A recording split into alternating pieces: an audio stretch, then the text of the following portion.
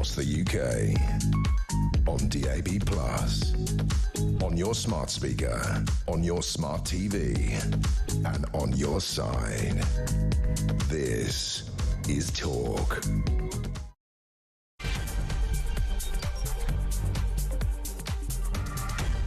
And yes, good afternoon. 3 minutes after 1 o'clock. Welcome back to the Home of Common Sense. Thank you to Julia. Back tomorrow at 10 o'clock. US President Donald Trump, using an expletive, has accused Israel and Iran of violating a ceasefire just hours after its announcement, urging Israel not to drop those bombs. He sounded very, very angry. We'll play you the bleeped clip in just a bit. Also this afternoon, channel migrants are working as fast food delivery riders, as you've been hearing, within hours of arriving in the UK while being housed and fed at taxpayers' expense. I've always thought the Deliveroo boys, fair play for changing the system, was a fairly sloppy outfit, frankly. I didn't know it was that bad, that you didn't have to have any documentation at all in order to leg it on a moped and deliver a chicken tandoori. We'll have more on that later. And here we go. Compulsory ID cards are back on the agenda with Labour and Number 10 support. But it does, of course, face ongoing criticism over privacy, security and, well, basic public opposition. Details to come. Everything you need to know. All the breaking news right here on Talk. Well, I have to say, World War III was a bit of a letdown, wasn't it? Last night, we heard of the big retaliation. Iran had responded and they were dumping deadly missiles onto American territory. This was surely just the beginning. How would this play out? Clearly, America was going to respond, but this time it would be bigger and more audacious than the weekend blitzing of those nuclear sites. Air forces around the world will be on standby. I mean, think the Iraq war, but maybe bigger.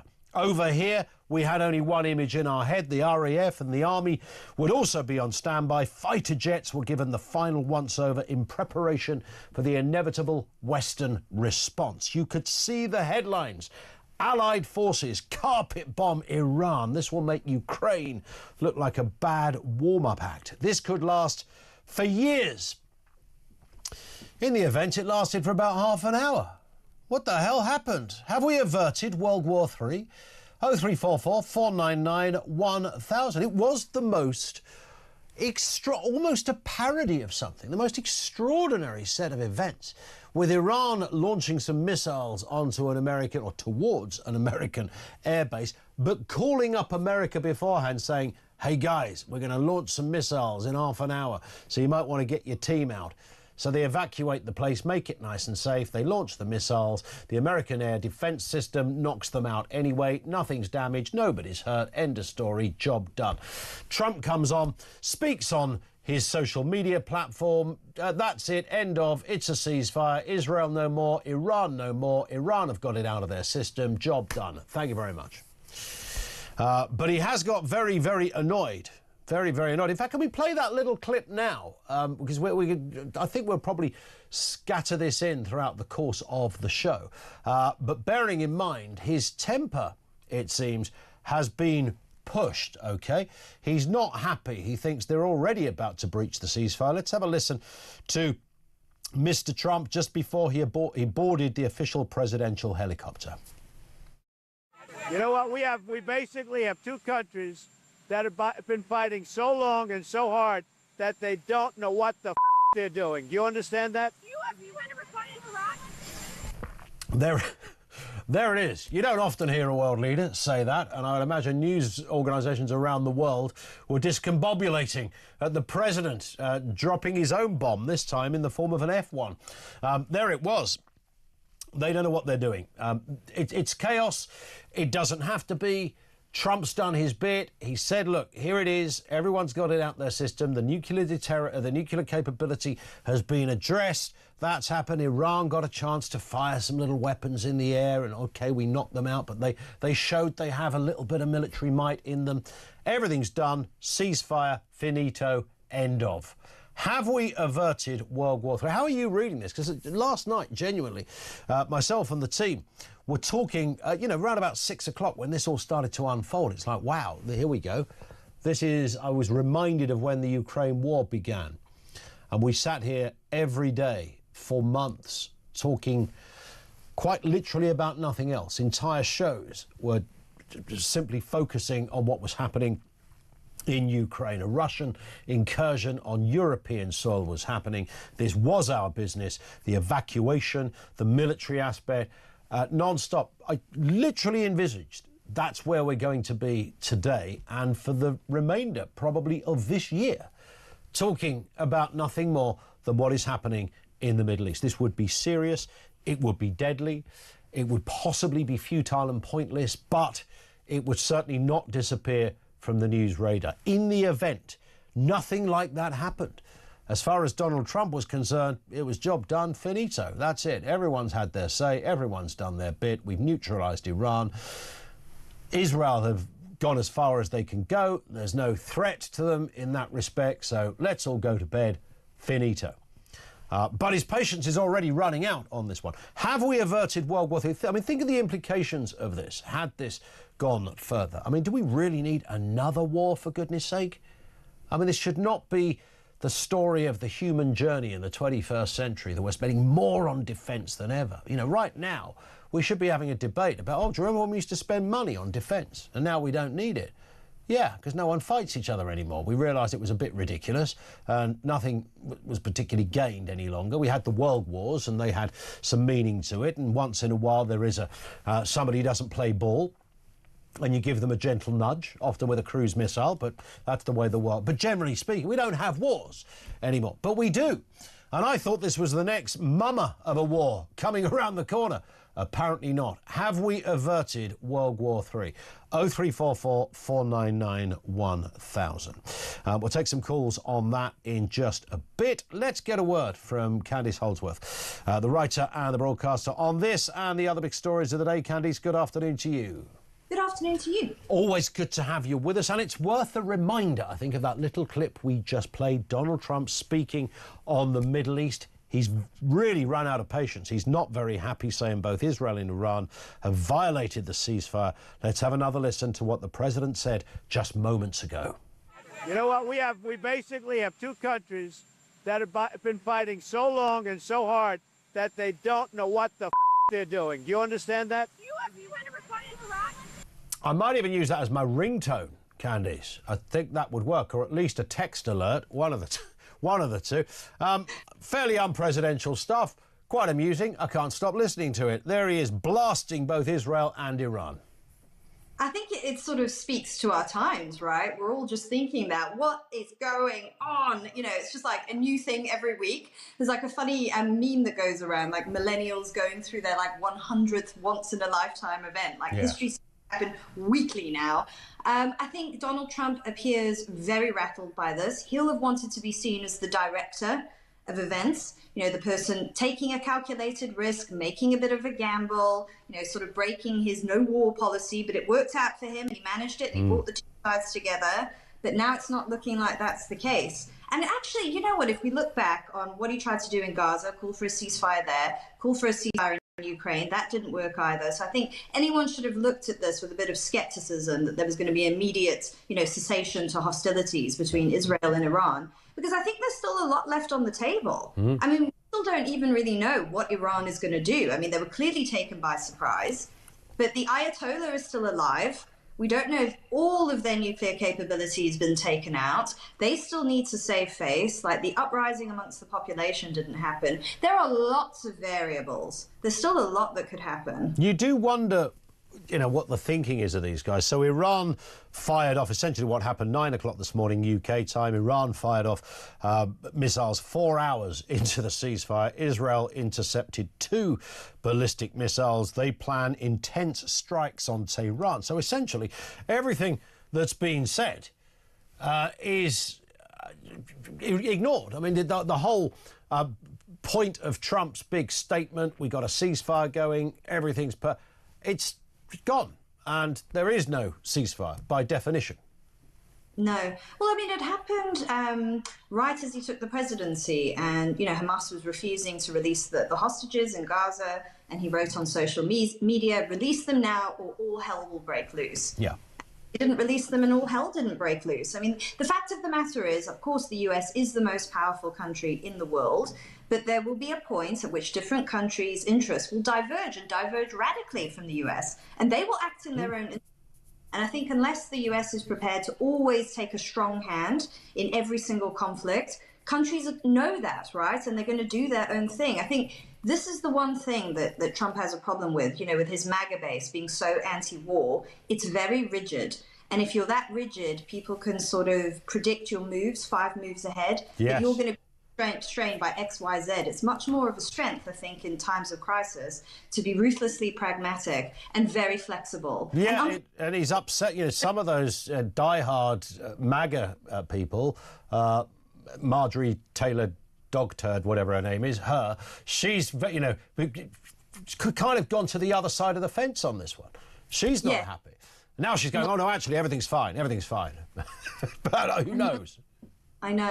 They're ideological. I don't think, look, you need to be, my opinion is pragmatists survive. Those are the sorts of people who keep civilizations alive because they're able to shift and they're not rigid and people can't predict what they're going to do. And actually, that was always kind of seen as Donald Trump's big skill, that he is like that he is quite predictable. But, you know, with this sort of, you know, I'm the biggest anti-war president, no wars happened under my watch. No, it does make him a bit predictable. And I think that, you know, there were so many people, the very influential MAGA people came out very early and were against this escalation, but then started praising him when, you know, it seemed that he'd managed the whole thing, the two sides had come together.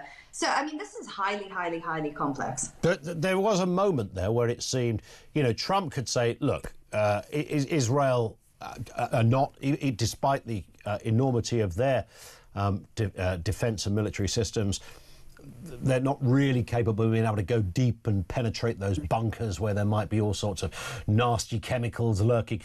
So we can do that job for them. So we neutralise the nuclear threat. We then allow Iran to throw a couple of missiles in the air, bit of showboating. As I said right at the beginning, you know, Iran even phoned the president, said, yeah, we're going to launch these things. Yeah, all ready to go. We'll intercept them. Don't worry. Job done. Finished. So everybody got their moment. You know, Israel appeared to, you know, not be under threat now from a nuclear perspective.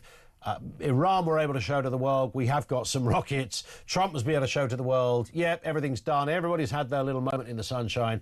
Ceasefire. And then 9 o'clock this morning, Iran fire off some missiles.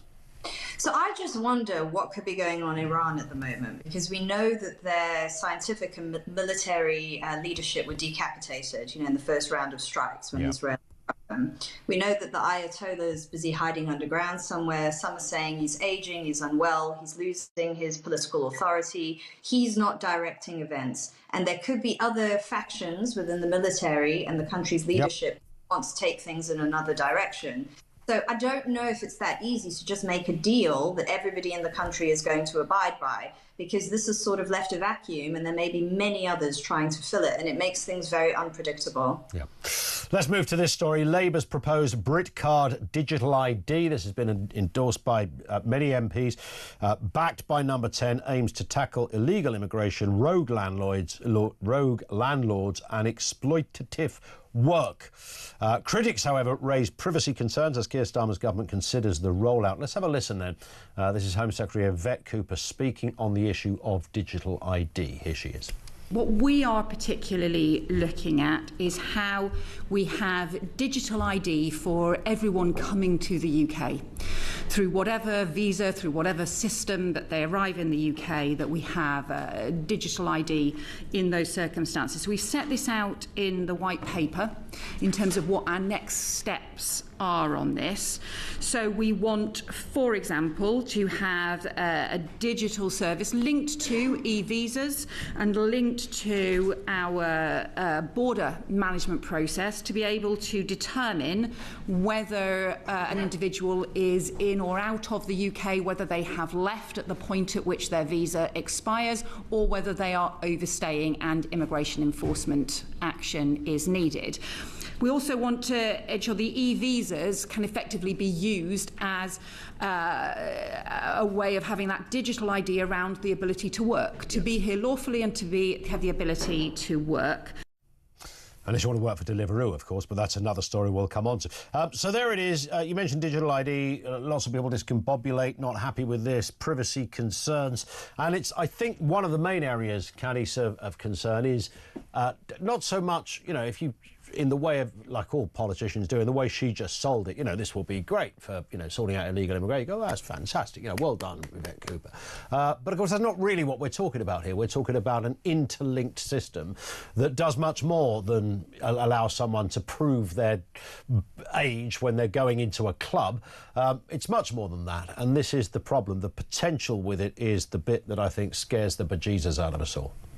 It does. And look, you know, I don't think people are exaggerating or becoming conspiratorial when they say they're uncomfortable with the idea of the state having a database of information on individuals.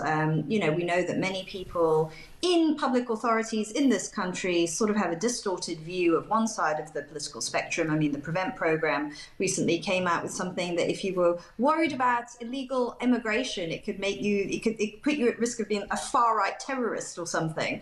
You know, during COVID, people who disagreed with the COVID measures were being monitored by people in governments and the security services. So I think people think, hang on a minute, you know, if you have a database of individuals, could that be used to compile information about people, you know, for their political beliefs? And, you know, that's not conspiracy theory or science fiction. No. We know is already happening. Well, we know, we saw with COVID, you know, this was, you know, cock up, not conspiracy, but, you know, everybody from different areas had their own version of how to get this right. And, you know, there was panic, there was groupthink, there was a lack of thorough, intelligent thought processes and policies. And so this kind of strange contagion, more contagious than the virus itself, took place among Western countries. Oh, we've got to do this, we've got to do that, and we've got to have some sort of passport, some sort of system of ID. So we already know there is precedent for a government overreaching. And that's if that hadn't happened, maybe we'd be a little more relaxed. But we've kind of seen already that it's possible for a government to go further than one's democratic mandate should allow them. Yeah, and also, you know, I mean, you look at people in law, in some of the various quangos. I mean, they don't have an appreciation for the full spectrum of political opinion or free speech. And I mean, they will justify their actions on the basis that this represents a threat of some kind, when, you know, it could be someone, you know, reading Douglas Murray or listening to Michael Portillo's documentaries, and then they're characterized as far right. I mean, this sort of stuff is going on. So I think we can draw on very specific examples and say that this worries us. We don't trust people in authority in this country to hold this public information and still be able to uphold the liberal values of our society. And I know that that's a pity, and it makes us all, you know, feel a bit depressed, but we have to be very real about these sorts of things. Well, if you have got a back catalogue of Michael Portillo documentaries, I think you should be on a list somewhere, but that's a whole other story. Listen, stay with us, Candice. More to come, including the curious story of the status of Deliveroo drivers. We'll get on to that.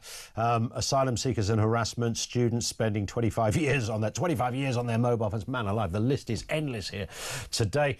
Lots still to come. And over to you. Have we averted World War III? There's a simple question for you. 0344 499 1000.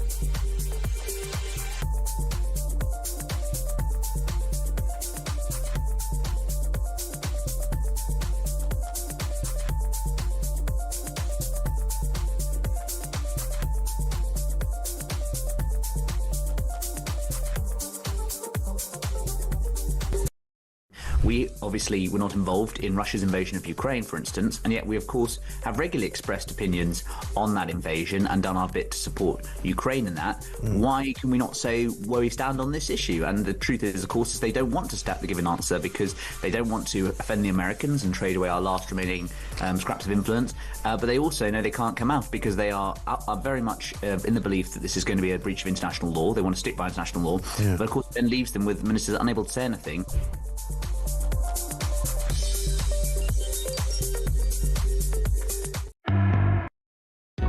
Across the UK, on DAB+, on your smart speaker, on your smart TV, and on your side.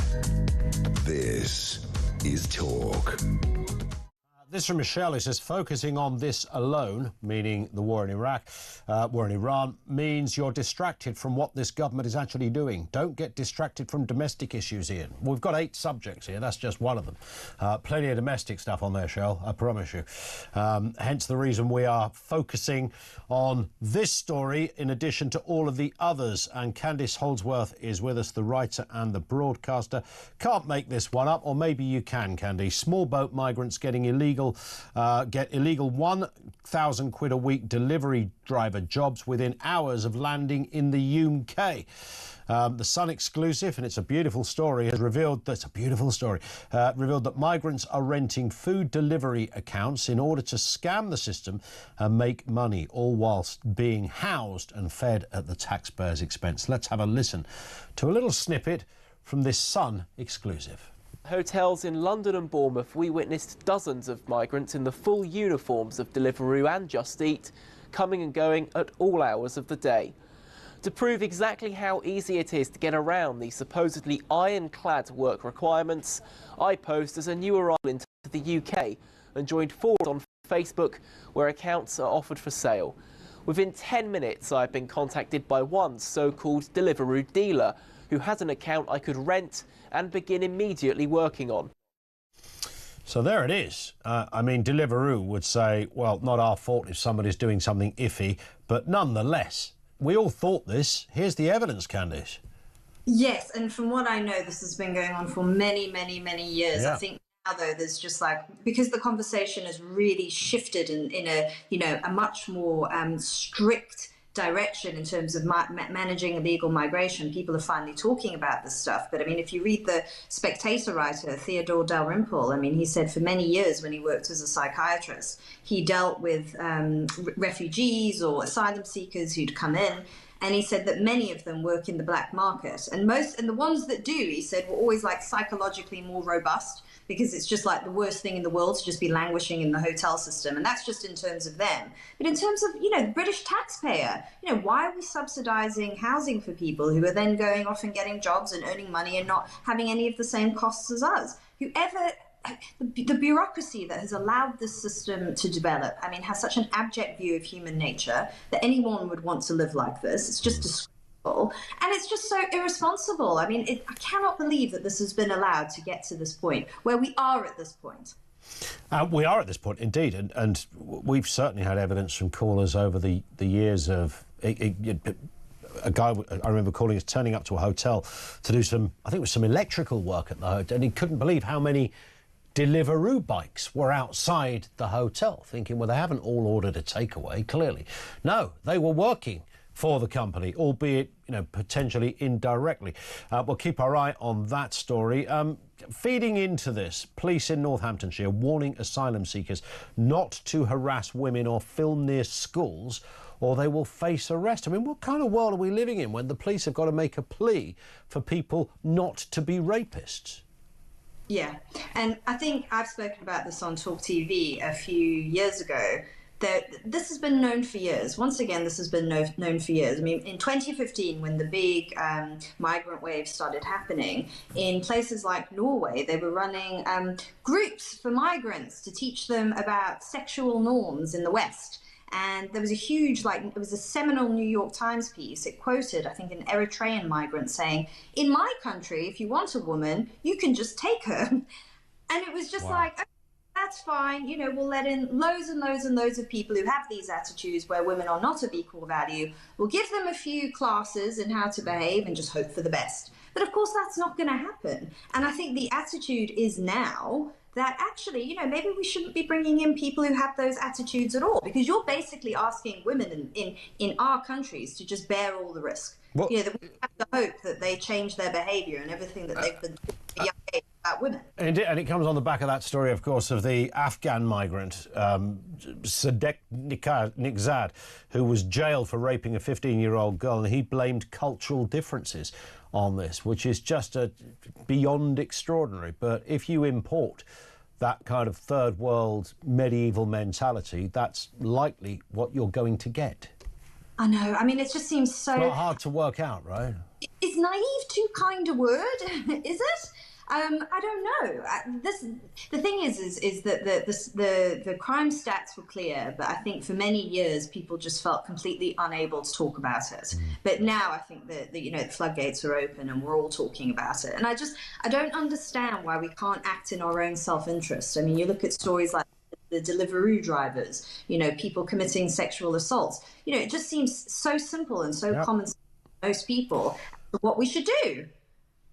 Let's move to this final story then. Students will spend 25 years on their mobile phones. So this is worked out that on average, students spend 5.5 hours a day on phones, which means over the course of their lifetime, 25 years just scrolling and watching inane shizzle by the minute, it seems, Candice. We're going nuts, and it's self-inflicted. I know. I don't think it's just them. I think all of us. I remember there was a Facebook outage a few years ago, and I felt like we all glimpsed a reality where we weren't just drones mindless scrolling. I think, look, there's two ways of looking at it. I know that people have actually done a lot of research into this. So there's the social psychologist Jonathan Haidt, who, you know, wrote The Anxious Generation. He really worries about what social media does to developing minds, and he's, you know, all their attention is just focused on trivia. So, you know, they're not keeping up with their hobbies, they're not developing new skills, socializing. But at the same time, I also think, you know, we shouldn't be too pessimistic about it, because there could be huge opportunities for young people. And I mean, I'm always impressed by 20-somethings, the way that they can navigate these really complex systems because they've grown up with it. So maybe what we need to think about is how it can empower younger people and how they can use the technology to their benefit, whilst also, you know, thinking about these very real risks as well. Because I think, you know, about it in AI in terms of education. I mean, it could represent so many amazing opportunities for kids to learn, because the AI isn't like a teacher that has, you know, like a political bias or, you know, worries about like that you're not learning something fast enough. So I don't want to be totally pessimistic about it. Listen, Candice, we hit the clock. Great to have you on again. Thank you, Candice Holdsworth, the writer and the broadcaster. Anything you've heard there, we're up for discussion on all of this stuff, particularly the Trump, as Trump averted World War III. Have we, as a globe, managed to dodge the bullet, as it were? Have we averted World War III? Your comments on that, 0344 499 1000. Trump got very, very annoyed. He dropped the F-bomb while talking to the media. Margaret says, what a comment from Donald Trump, but that's the president for you. I think he will still avert World War III. Jeff says, finally, a leader who calls it how it is. They can be as bad as each other sometimes. They will always keep poking each other. Give them another 10 years and we'll start this over again. You're probably right, Jeff. Thank you for that. More from you on the way, 0344 499 1000. Talking Trump, digital ID. Tell me why you should be scared witless of digital ID. Or conversely, here's the thing. Tell me why it's the best thing ever. I get the convenience, but isn't that always the way? We'll have more on that as well. Lines are open. Just gone 1:30. This is Talk.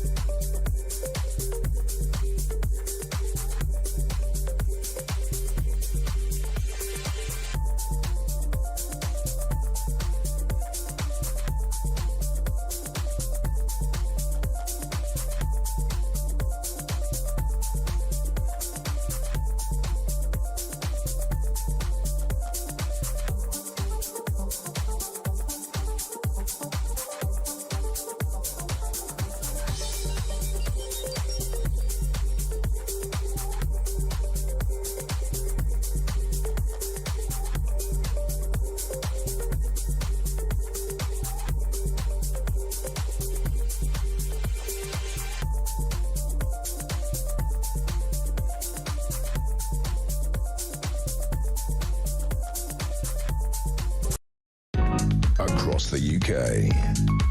On DAB+, on your smart speaker, on your smart TV, and on your side.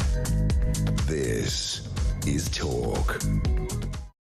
From Simon in Devon, who says, Ian, in my humble opinion, Israel are on a war footing, and the end game for them is not the same as Donald Trump's. Netanyahu wants to bring regime change to Iran and will do whatever is necessary to drag the West into a full ground war. If Israel goes rogue, then Trump needs to withhold financial support and walk away. His job is done. As for digital IDs, how can you give an ID to a migrant who refuses to give his real name? It's absurd and ridiculous, and nothing more than a potential social credit system. That's what the technology is capable of, and that's what the government will want to eventually implement. It's the hill to die on. You could be right. I mean, it could be the ultimate hill to die on, because the governments will do. If anything is going to make, it's not some kind of shady cartel of Illuminati characters sitting here pulling the strings. Governments will do whatever makes their job easier. They love a database. They love collating stats and facts about us. You know, it's a kind of an upset. Gordon Brown was really into that whole, get it all in one place. Have that database talking to that database. You can kind of see, if you're running the place, it probably does make your life a whole lot easier. The implications of it, the potential of it, are as sinister as they are or could be impressive. So I understand why people go, well, that's brilliant. I've got everything in one place, passport, driving licence. It's all nicely interlinked. Everything speaks to each other. What's not to like? Well, you get to find out when you realise you can't buy certain things because you've overspent on your environmental quota or something of that order. We move into tinfoil hat territory only slightly. 0344 499 1000. So, Donald Trump accusing both Iran and Israel of violating a ceasefire deal that he brokered overnight. The US president says he's not happy with either side in the conflict and has warned Israel officials to stop any bombing raids they've launched in response to an Iranian attack. Speaking to reporters outside the White House, the president expressed his fury. You know what? We basically have two countries that have been fighting so long and so hard that they don't know what the they're doing. Do you understand that? Do you have ever fought in Iraq? There it is. And he did sound angry. In a moment, Sir Gerald Howarth is with us, former Defence Minister first, Patrick Coburn, Middle East correspondent. Patrick, good afternoon to you. Have you ever heard a world leader, a president, proffer his views in quite such a, shall we say, colourful way? I'd have to search my memory, but nothing immediately springs to mind. Usually, away from the microphones. Indeed, yeah. I mean, he does sound genuinely angry about this. Yeah, I mean, he's announced his ceasefire. I mean, like a lot of Trump stuff, it's rather weird the way it appears suddenly, or through his Truth Social account. So that's rather sort of rickety. Also, ceasefires are always difficult to arrange because orders have to go to people not to do this and so forth. So that's not too surprising. Sure. The beginning of ceasefires is always raggedy. But you'd be right. They could also fall apart. But I doubt it in this case. He's been very specific. Yeah. Netanyahu in Israel says he's with it. So do the Iranians, so I think it's going to happen. But when Iran then go and fire a couple of missiles after the supposed agreement, I know it was, it had only just happened, etc. They could argue wiggle room, I don't know. And then Israel now threatening, well, we will respond to this. I mean, some are suggesting that it's kind of over before it's begun.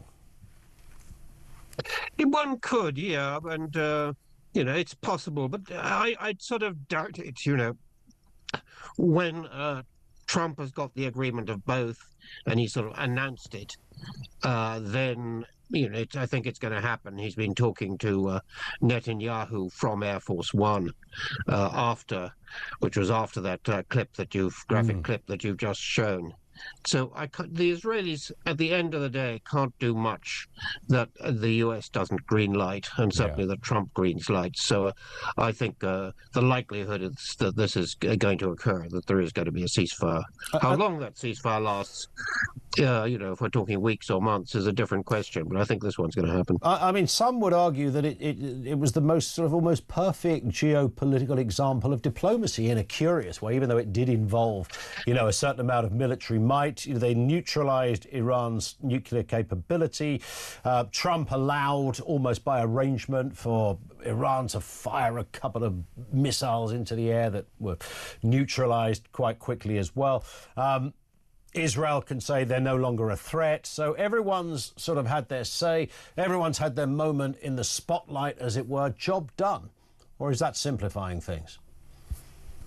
I think it is, unfortunately, because the job is never done in the Middle East. True. And it hasn't been for the last century or so. So I doubt if it's going to be done now. There are certain things that have happened that Israel and the US are now much more the dominant powers in the Middle East than they were. We've seen that Iran couldn't put up any sort of air defense against being bombed, just like Gaza or Beirut or somewhere. So it's a diminished power. Those things have changed, and I think that that's long term. But it's also, it's not a sort of mission accomplished moment. As President George W. Bush thought it was after the invasion of Iraq. This will go on and on because it involves millions of people. We're looking at Iran at the moment, but actually more people are being killed in Gaza than are being killed in Iran.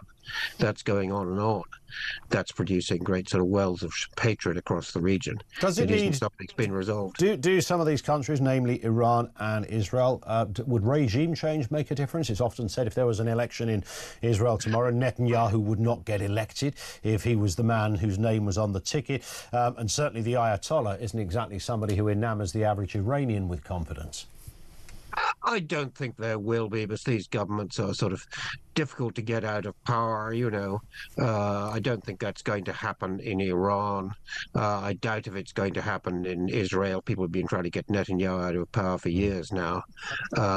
And probably this has made him more popular. When governments go to war, it's pretty easy for them, and this is anywhere in the world, not just Iran and Israel, for them to wrap the flag around them and say, we're the defender of the country and so forth, and you'll get a lot of people believing you. Yeah. They may not believe in you for a long time, but that will happen for a bit. So it's not a moment that you have sort of uprisings or changes of government. So I think this phrase, regime change, being thrown around, I think is really pretty misleading. Listen, Patrick, thank you for your time, sir. Patrick Coburn, Middle East correspondent. Let's speak with Sir Gerald Howarth, former Defence Minister. Gerald, good afternoon to you, sir. Good afternoon to you, Ian. Always nice to have you with us. So last night there I was around about 6 o'clock in the evening, about to eat my jacket potato, and I thought, hello, here we go. World War III is about to start. Iran have responded. I had images of the RAF and all manner of other allied countries around the world, from Poland to Australia, telling their military to be prepared for an allied assistance somewhere. Half an hour later, it was all over. It was the quickest World War III I've ever seen. It appeared that Trump had played a blinder. Nothing happened with those missiles that left Iran, not other than a bit of showboating, it seems. And everything was tickety-boo. What do you think was going on there? Well, I think that Patrick was right when he used the word weird. Yes. I mean, I think the whole situation is weird. It's bizarre.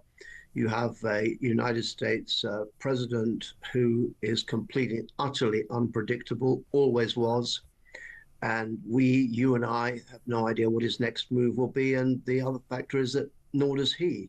So we are living in this extraordinary topsy-turvy world where we just wait to see what this bizarre president of the United States, this very charismatic but completely unpredictable character, is going to do next. Yeah. I do not agree, though, with Patrick, though. I think that the ceasefire is unlikely to hold.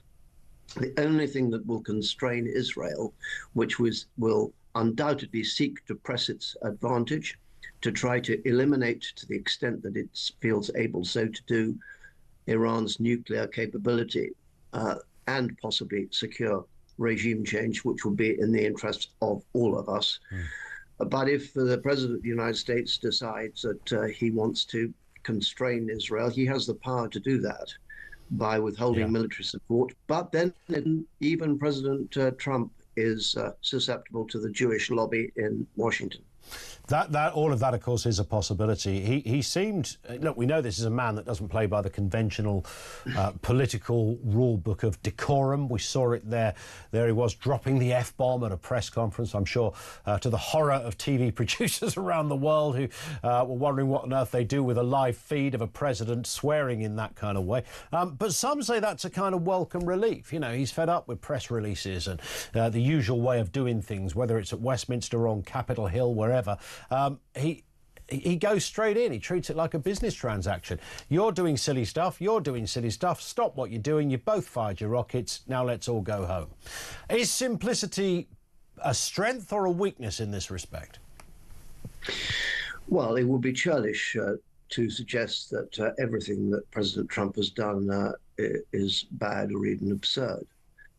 In his first administration, he was, in my view, entirely right to take the United States out of the Joint Comprehensive Plan of Action, the JCPOA, which is the mechanism by which Iran is trying to be restrained in its pursuit of developing a nuclear weapon. He was also right to tell the European members of NATO that it's about time they shouldered some of the financial burden, which for 80 years has been overwhelmingly shouldered by the US taxpayer. So yes, the simplicity, I think, has worked in a couple of respects. But I'm afraid this is no way to go about international dealings. We have a war going in Ukraine at the moment, and we have this, again, bizarre situation where President Trump calls the Ayatollahs in Tehran a menace to the Middle East. Well, we have a butcher in Moscow with whom Donald Trump seems to be on friendly terms, a man who is in complete defiance of an agreement which America, Russia, and the United Kingdom signed up to, namely to respect the sovereignty, independence, and existing borders of Ukraine, signed by Donald Trump's predecessor, Bill Clinton. And that seems to count for nothing to President Trump. And I just wish that he'd been tougher with the butcher of Moscow, Putin, as he brutally seeks to destroy Ukraine, as he has been in his actions in Iran. So it's very, very difficult for politicians, not least our own government here, having to deal with this maverick president, not knowing if they put a word out of place that will result in a 25% tariff or whatever. So it's I'm not sure the simplicity is universally welcomed. Well, it certainly won't be dull going forward. Let's just hope it can be peaceful. Gerald, thank you for your time, sir. Sir Gerald Howarth, former Defence Minister, with us on the programme. Simon says, in my... did I read this? Yes, I did read that one. Trevor, apologies. Good afternoon. When it comes to ID cards, I think the government and media classes have created chaos, in my view, so that we literally beg for ID cards. It runs alongside a cashless society, so they have the ultimate control over where we go and how we spend it. It may sound far-fetched, but I wouldn't put anything past this lot nowadays of all parties, says Trevor in Harrow. More comment on that. Comments on Donald Trump. Have we averted World War III? Lines are open. This is Talk.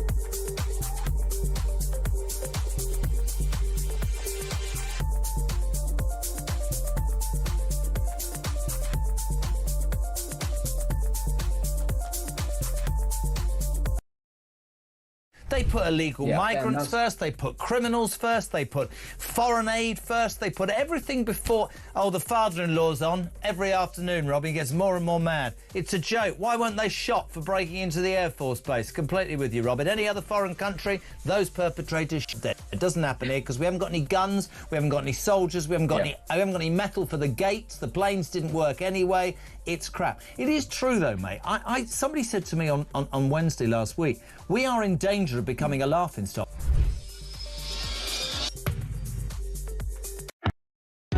Across the UK, on DAB+, on your smart speaker, on your smart TV, and on your side. This is Talk. It is Talk, 0344 499 1000. Don in Chelmsford says that the story about illegal migrants working tax-free makes you think, why do any of us pay tax? Why do we pay for items in shops when we could steal it? We could also steal cars and drive them before dumping them. I think I'm right in saying, unless this is some kind of weird urban myth that has gone on forever, wasn't income tax only ever meant to be temporary? Is that right? Like back in the day? I don't know what it was, 1181 or something. We've got to bring this tax in to help do some stuff, and it never disappeared. Daniel says, morning, gents. Has anyone questioned the IQ of Rachel from accounts? Quite often. She always comes across as a bit special to me. Don't hear that phrase very often. I've heard that her previous job was actually making the coffee for the char lady at the Bank of England. Great show, says Daniel in Surrey. 0344 499 1000. Back on World War III, Gary is in Kent. Are we home and dry, Gary? Good afternoon. Hello, Ian. I'm not quite in Kent today. I had a bad line yesterday and got cut off. Oh, you did? Yes, that's right. Yeah, you were. It was all going swimmingly, and then suddenly the aliens and the gremlins jumped in.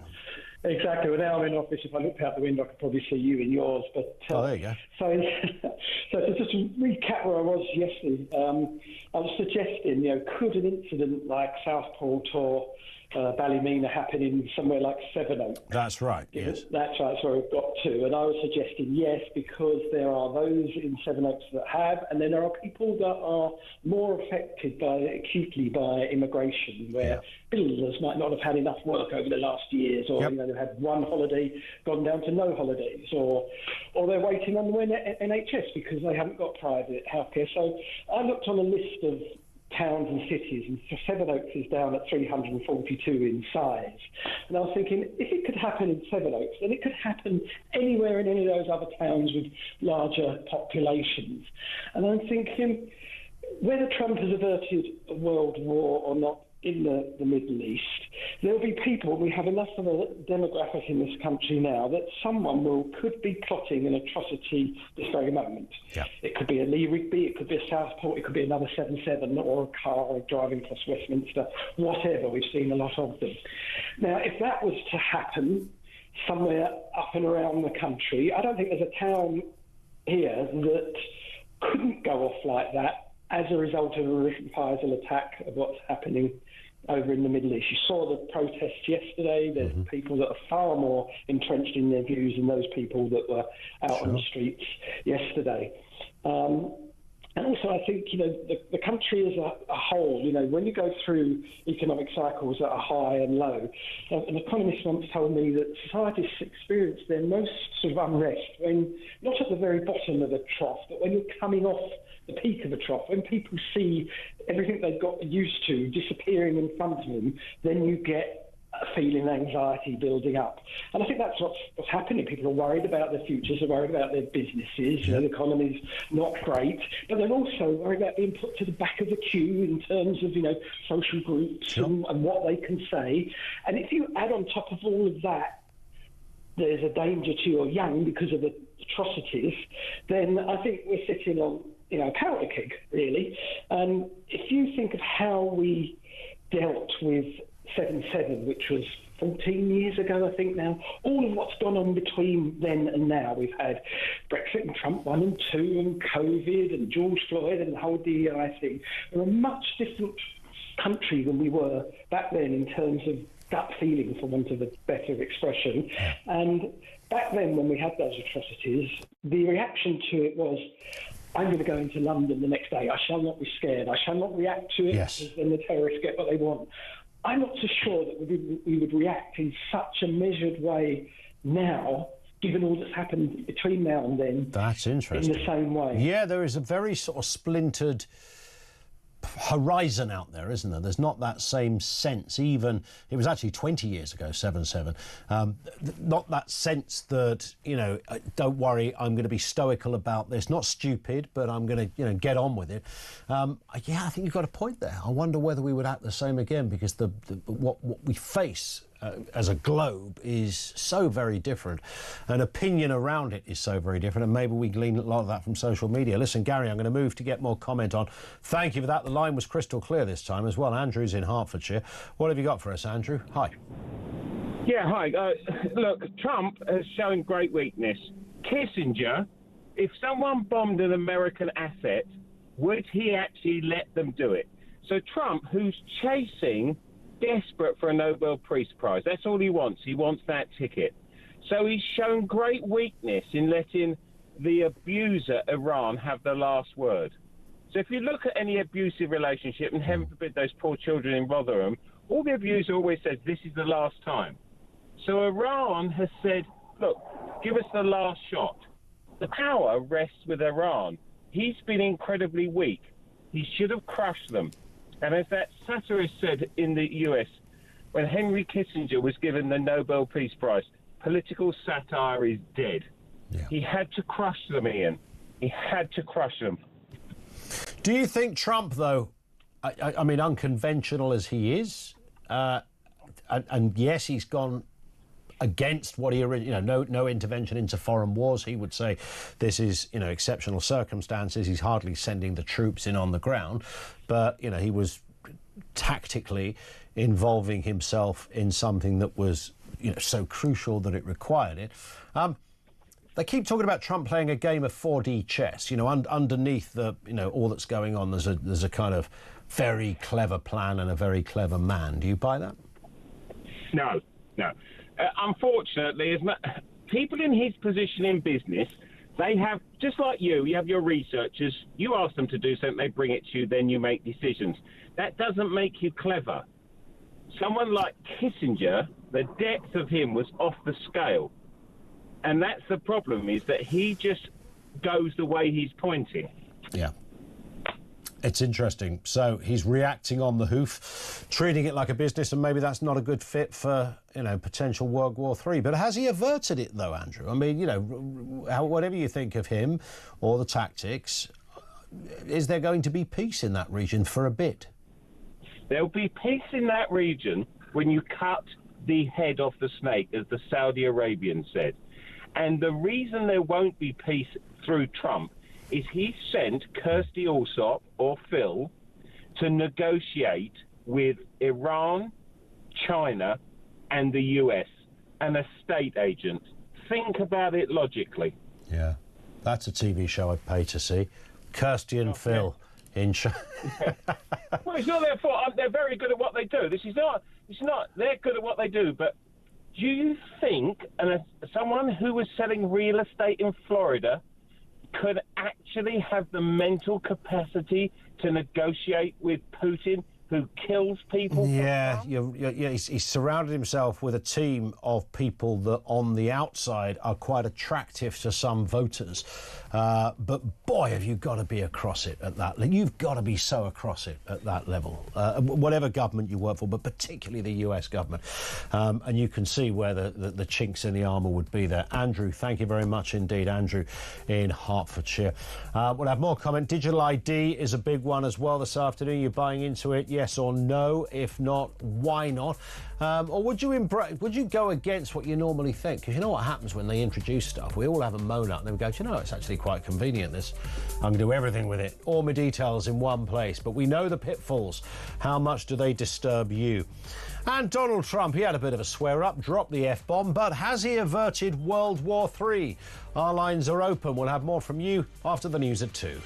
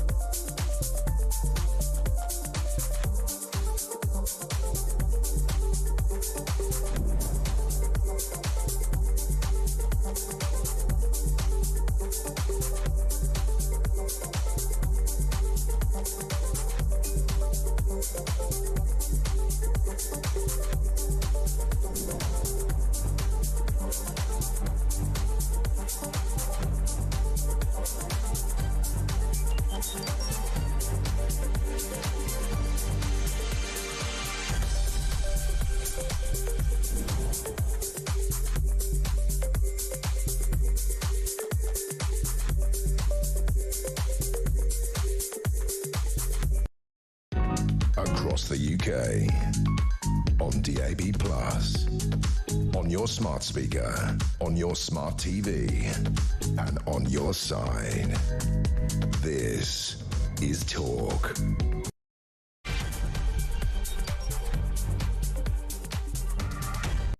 And good afternoon. Yeah, coming up on 3 minutes after 2 o'clock. So, US President Donald Trump using an expletive has accused Israel and Iran of violating a ceasefire just hours after the announcement of one urging Israel not to drop those bombs, he says. The next 24 hours will be absolutely key to all of this. But have they averted, or has Trump averted, World War III? More details on that throughout the course of the programme and your views as to where we are in the sort of geopolitical terrain of the matter. Also this afternoon, compulsory digital ID cards are back on the agenda with Labour and Number 10 supporting it. But they do face ongoing criticism over privacy, security and a little matter of public opinion not being on their side on this one. And a new bill named after Lucy Connolly, the mum jailed for tweets about Southport, will be brought to Parliament to help stop harsh sentences and let people challenge what they deem unfair punishments. We'll have more on that story as well. Everything you need to know, all the breaking news right here on Talk.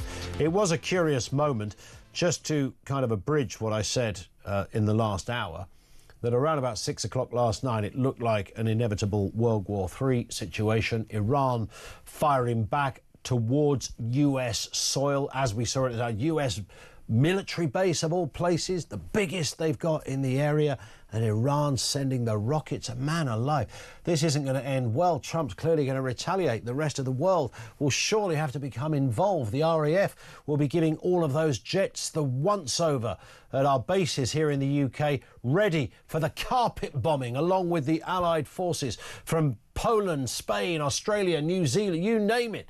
This is going to be like Iraq all over again. Then about 20 minutes later, it all stopped and Trump went, yeah, that's it, game over. Everything's sorted, got a ceasefire now. Thank you very much indeed. Today, however, he's a little more angry. Have a listen to Mr. Trump as he went to board the presidential helicopter.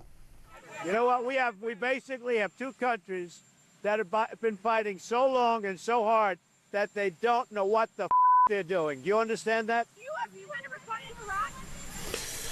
And on that point, he walked off. Well, some would say, well, that's the way to do it, isn't it? And it does. I mean, really, forget the swearing, the profanity to one side. Two countries that don't know what they're doing. So Israel, no greater ally to the US. Israel, they don't know what they're doing. Stop it. They haven't got a clue.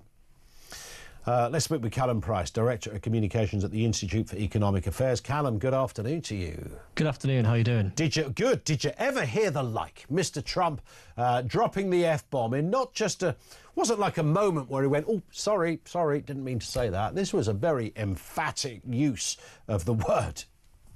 Yeah, it was quite intentional, wasn't it? It was his sort of last word or his last phrase before he sort of walked off into the distance into his helicopter. Yeah. He's clearly upset. And you can see why. To be fair, I think what the run through you've just given is quite a good précis of what's happened over the last 24 hours and the slight roller coaster that I think the world has been on watching it, which has been somewhat scary at certain points, but does seem like it has reached a conclusion that people are happier with, and they maybe would have been, as you say, at about 6 p.m. yesterday. We could say, I mean, to be honest, I would not declare myself in the slightest a foreign policy expert, but it does seem like Trump and the US's actions has had a hand in calming this situation down. At 6 o'clock yesterday, it did seem like things had gotten a little hotter, but actually reports that came out following about Iran sort of pre-warning the Qataris officials that these were coming, that they maybe weren't as accurate as they could have been, and this was a sort of look what this is what we can do if you provoke us further, but actually we don't want to escalate this any further, so we'll wait and see what happens next. I mean, it's kind of bizarre, isn't it? It's sort of, you know, it's beyond all of those usual parodies. You couldn't put it in the thick of it. You couldn't put it in a drama like The West Wing. I mean, you know, the president thanking Iran for giving him notice that they were going to bomb an American airbase. I mean, it's just bizarre.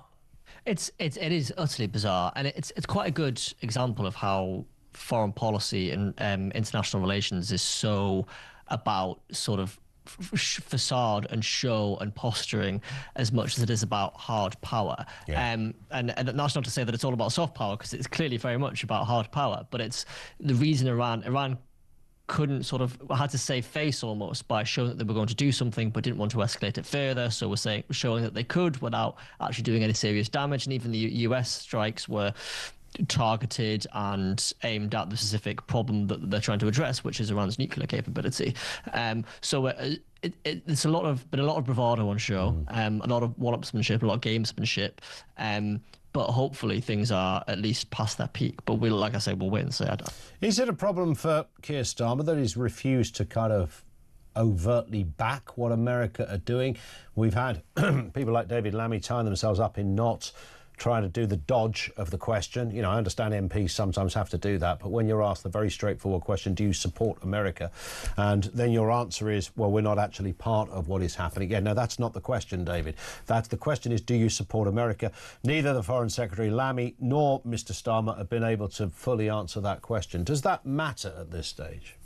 Well, I'm not sure it does matter that much, but I think that in itself is a problem. It's the UK government and the Prime Minister playing a sort of side commentary role. He might as well be on with me right now saying everybody should get around the table and talk about use diplomatic channels again, because that's really easy to say, right? Yeah. But when you are the leader of a serious nation like the UK, you should be weighing in behind your allies when they need it, and when the situation is this serious. They should be brave enough to say, actually, this was the proportionate, targeted, necessary action. We hope they can now get around the. You need to sort of indicate that you are a serious player and willing to back your allies in those situations. I think that they may have. I think they're overcomplicating it slightly. They might be worried about legal risk, which I'm not entirely sure where that would come from. Yeah. But also about maybe political backlash, because this is all obviously not unlinked to the Palestine-Gaza-Israel issue, although it is distinctly separate, and they should be realising that. I think they should be being much clearer than they are. Indeed. Domestic matters now, although all connected to this, I guess. Palestinian Action, the group that was yesterday, as we broke the news on this show, were declared to be a terrorist group. I understand that is open after the Home Secretary announces open to some sort of challenge, but don't hold your breath. I think the government will probably sort of win the day on that. And it came, of course, after protesters clashed with police in Trafalgar Square. It's a bit of a headache. Is it significant for this government? Palestinian Action is a group that people had never heard of until about 20 minutes ago. So does it matter? I think it is quite significant. Palestinian Action are a protest group, and obviously the government have decided they have gone, they breached the line too far and are going to prescribe them. And prescription is a serious thing, right? Yeah. I mean, Hamas, ISIS, Al-Qaeda, these are prescribed organisations because they are terrorist organisations. This is why you will be arrested for waving an ISIS flag in Trafalgar Square. So they are being put on this level. So it's a serious thing, and the government wouldn't be doing it just to signal or just because they want to crack down on a certain type of protest. There's clearly been some serious thought gone into this, and they have deemed that they've past the legal statutory threshold to deem them worthy of prescription. So it's not something you can just sort of do on a whim. Yeah. And there are reports saying these are sort of Home Office officials have suggested that, so they're not exactly confirmed reports, but there may be Iranian backing to them via proxies or whatever as well. So if that is the case, then that's certainly brings a whole another level of seriousness into it. So it's definitely serious. Yeah. And it's also, politically speaking, quite serious for a Labour government to do it as well, because Palestine Action represent a sort of a political element that Labour have some support from, but also some difficulties with. A few by-elections and a few candidates were lost their seats at last year's election from the Labour Party to pro-Palestine protest groups. So it's a political issue that they'll be very aware of. So tackling it head on shows a sort of quite refreshing willingness to really clamp down when these groups do go too far without pushing it too far on clamping down on protest as well, which is the fine line that needs to be walked. One here, Richard Tice, Deputy Leader of Reform UK, is proposing something called Lucy's Bill to let the public challenge criminal sentences they believe are too harsh. The bill is inspired by Lucy Connolly, jailed for 2.5 years over a tweet, and aims to prevent politically motivated punishments. I've got to say at this point, I think the term Lucy's Bill is awful. Usually that sort of terminology you say for a kid that's dying because they caught a disease in a hospital, or somebody who's been brutally attacked by, you know, an illegal immigrant or something. Lucy's bill just gives it the wrong flavour. I understand what Richard Tice is doing. Look, I'm willing to believe that Lucy Connolly is as thick as mince and, you know, probably a little bit checkered when it comes to our views on diversity. However, I fundamentally disagree with jailing somebody for 31 months for a tweet. I think it's a waste of everybody's time. I think it's disproportionate. I understand it happened against the backdrop of riots where courts always accelerate sentences. That's not new. She's not the only one. Happened in 2011. But is this the way forward? Do you think Richard Tice has any hope of seeing this becoming law? I basically agree with everything you've just said, but I don't think this is the solution. Yeah. I don't think it's the right solution. I think it would. I think introducing a sort of a public vote element into whether a sentence should be reviewed has all sorts of worrying implications. We don't do the justice system by plebiscite in this country, nor should we. You could imagine a world in which, you know, popular causes, somebody with a popular cause and with a good social media following gets the signatures and gets to have a somewhat slightly better access to reviewing their sentence than somebody who doesn't have all those privileges. Yeah. So there's a equal access to justice problem here. What needs to happen is, and look, I don't disagree, this sentence does seem ridiculously long, especially when you compare it with the fact we've got a prison population problem and the shorter sentences that violent offenders get. But what needs to happen is there needs to be a serious review of how sentences are set. They should be set by Parliament, and there should be judicial independence in delivering those sentences. With a form of legal review system, but I don't think that should be by plebiscite or by sort of petition signing, if you like. So, yeah, right idea, wrong solution. It's a little bit sort of X-factory, isn't it, in that respect? And just a final one, Callum. We are talking about digital ID here this afternoon as well. Would you be comfortable carrying an ID card that had everything on it? I mean, you know, from your blood group to your vaccine status, your earnings, everything in terms of your journeys, what you buy in supermarkets. Yeah, I know your credit card and stuff can already do some of that, but this would be a sort of an Uber version, not the taxi company, a kind of ramped up version, although that would be on there as well, I'm sure. How comfortable would you be as a citizen with that? Because this comes around, I'm sure, with all of your incursions into the world of politics, you must have come across this debate as well. Yeah, well, I can imagine all of the ways that would make life easier in certain circumstances. But I have what I think is a healthy, and what I think everybody should have, a healthy scepticism of the state, and having that much control. I assume this would be a sort of government-owned or run system. Yeah. I have a healthy scepticism of the state having that much information all in one place, the ability for that to be hacked and the consequences of that. But also, frankly, a healthy scepticism of the state to be able to run something like that efficiently and effectively. So although it may be quite convenient, I'm not sure that the benefits would necessarily outweigh the risks for me. Yeah, I think that is a genuinely held view, and a generally held view.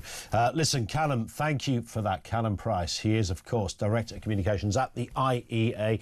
Thank you to him. It's an interesting crossover. We touched on this yesterday. I was a little bit hesitant about Yvette Cooper declaring this group, Palestine Action, a terrorist group.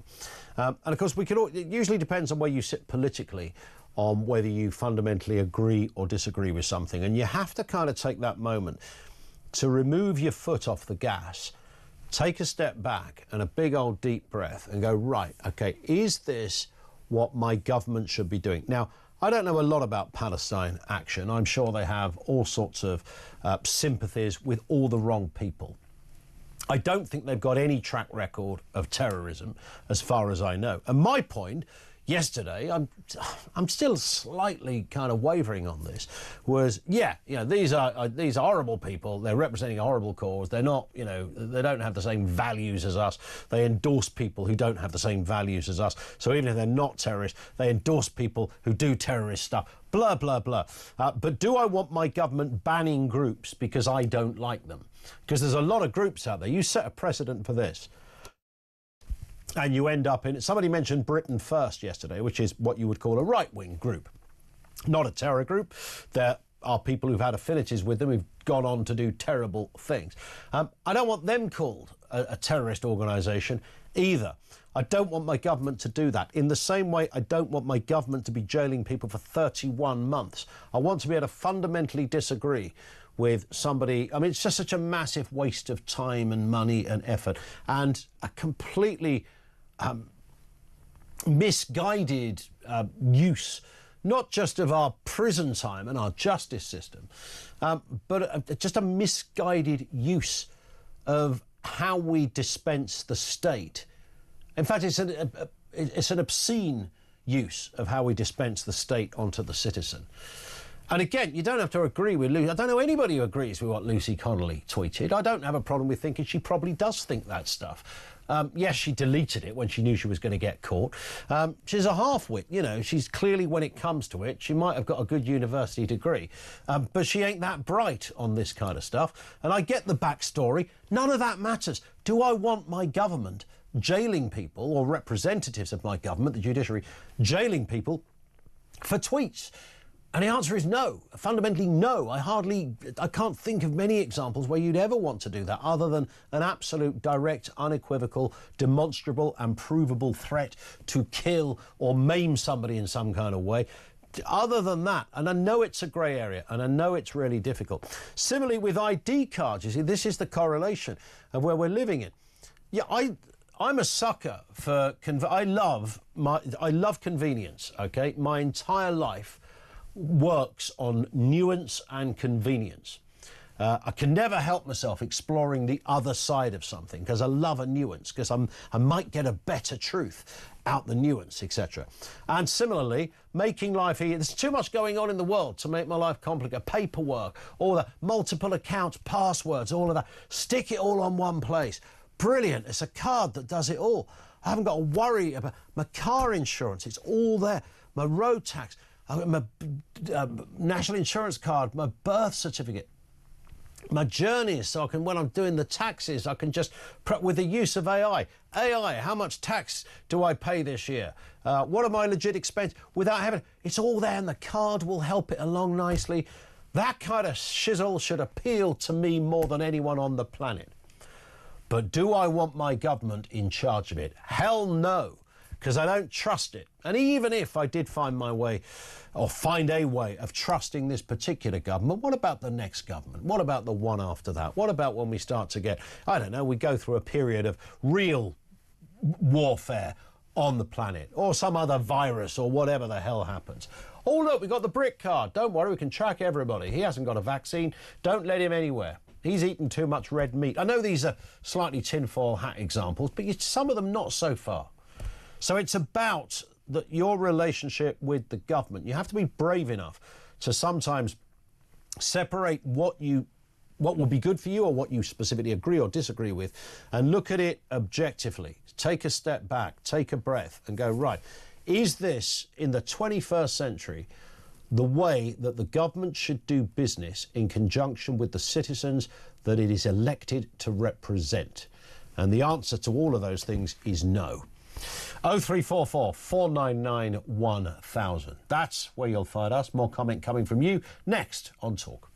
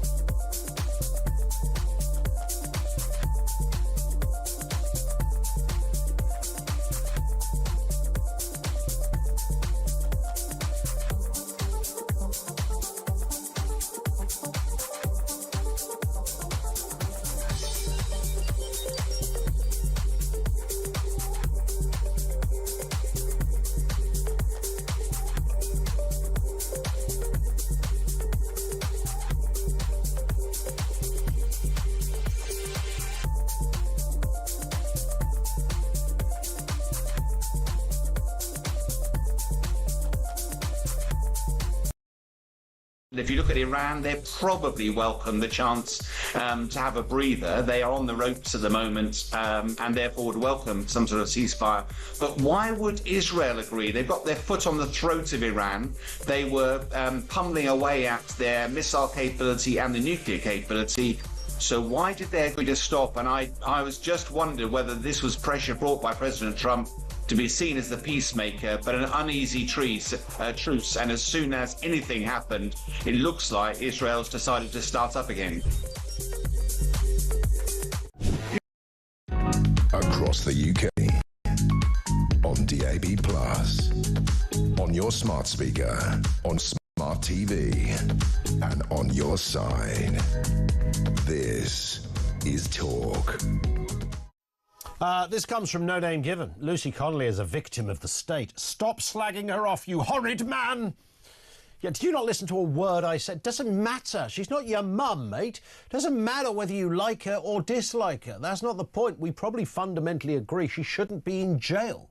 That's the point. If I knew somebody who'd written that, I don't think I'd probably be the kind of person I'd say, oh, they're really quite decent sort underneath the overt racism and pyrotechnics. Other than that, none of that matters. My view doesn't matter on that, OK? You should be free to slag anyone off. I mean, I always contend that if people commit that kind of stuff to social media, then they are a knife short of, or was it a knife short of a full set. Of course you would be, because most people wouldn't do that, whether it's that or something else. Victim of the state? No, that is not the case. A victim of what happened? Well, unless you want to argue the judiciary is always the state, so everybody would be a victim of the state. She was jailed in the same way loads of other people were jailed, in the same way as a man who stole a couple of bottles of water in the riots in 2011 got, was it 18 months in jail for stealing water, a bottle of water, because it came on the back of riots. I'm not defending that, by the way. I'm simply saying this is not a special case. These are not political prisoners, for God's sake. You know, give your head a flipping wobble. On digital ID, Tim says a digital ID card will have zero effect on illegal working, as every job application must already submit a document showing that they can work in the UK, and a copy must be taken by the employer. Some will ignore the fact a document is fake and risk a fine if the employee is caught by immigration. Those same employers will not care if illegal workers don't have digital IDs. The digital ID card is actually to exert control over a population. This government will abuse access to the data, as will all domestic law enforcement agencies. I've seen them do it already. Wow, I'd like to know where. I mean, unless you're talking about China. And this would only make it easier. Well, is it open to abuse in the more sinister sense, or is it just a pain in the backside that, you know, the tax man can, you know, make sure you never swerve a few quid in tax if you've cleaned a few windows on the side, etc. Let's talk to Chris in Epsom. On Donald Trump, back to Trumpy. Chris, how you doing? I'm all right, mate. I disagree with you. We'll do Trump first, then I'll do the card, and I'll tell you something I found out. Right, Trump's played a blinder. He's made Starmer look like the idiot by telling him at the G, sitting next to him for 2 hours. Oh, no, he's not going to do anything. He's not going to do anything. Then he chose his words very, very carefully. Yeah. He said, I'm going to make my mind up within the next 14 days. Got on a plane, went straight back to the Situation Room, and launched what is the most modern warfare attack I've seen in 60 years. Yeah.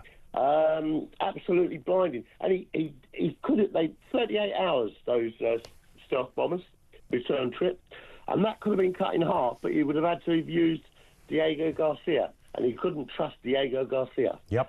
And he's bombed them. He's taken out the nuclear, right? Let's put it, we believe he's taken out the nuclear threat. He's definitely done untold damage to their ability. Well, if you lob 14 of those penetrators, as they're called, into the earth, where underneath is a, you know, essentially, to coin the phrase, a secret bomb-making factory, you tend to do the job, right?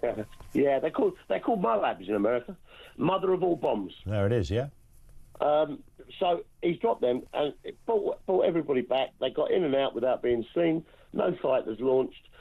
And he's shown China and Russia what he's capable of. And today, the F-bomb was dropped to show world leaders he was really angry. That was all stage play. Why was he showing world leaders and not just two leaders, as in the Ayatollah and Netanyahu? Oh, he's got problems with other leaders as well. No, he might well have. I mean, Starmer sits in the same place as Macron or Carney or, you know, Schultz or any of these people, right? Yeah, but At the moment, this is an American affair. I get that. Yeah. I mean, it'd be interesting to hear some kind of clarification from Starmer as to where he sits, though. Oh, yeah. But it also shows Taiwan what they're capable of. Yeah, because good point. Taiwan relied on America and the Philippines have relied on America for China not to go in there. Fair point. So now these cards, right? Starmer's not as thick as we all think he is. He's working to an agenda. The first thing he did, he'd done the paperwork with his mate Felipe Sands from Matrix Chambers, who was with him and Herma and the Blair Witch. They were all on Matrix Chambers together. That plan for the Chagos Islands wasn't done after he got into office. That was done before he got into office. It was announced the first week. He's now given away... Well, it was half done by the previous Tory government, of course. No, it wasn't half done by the previous Tory government. It was. And what was James Cleverly... You may remember, Chris, we had James Cleverly...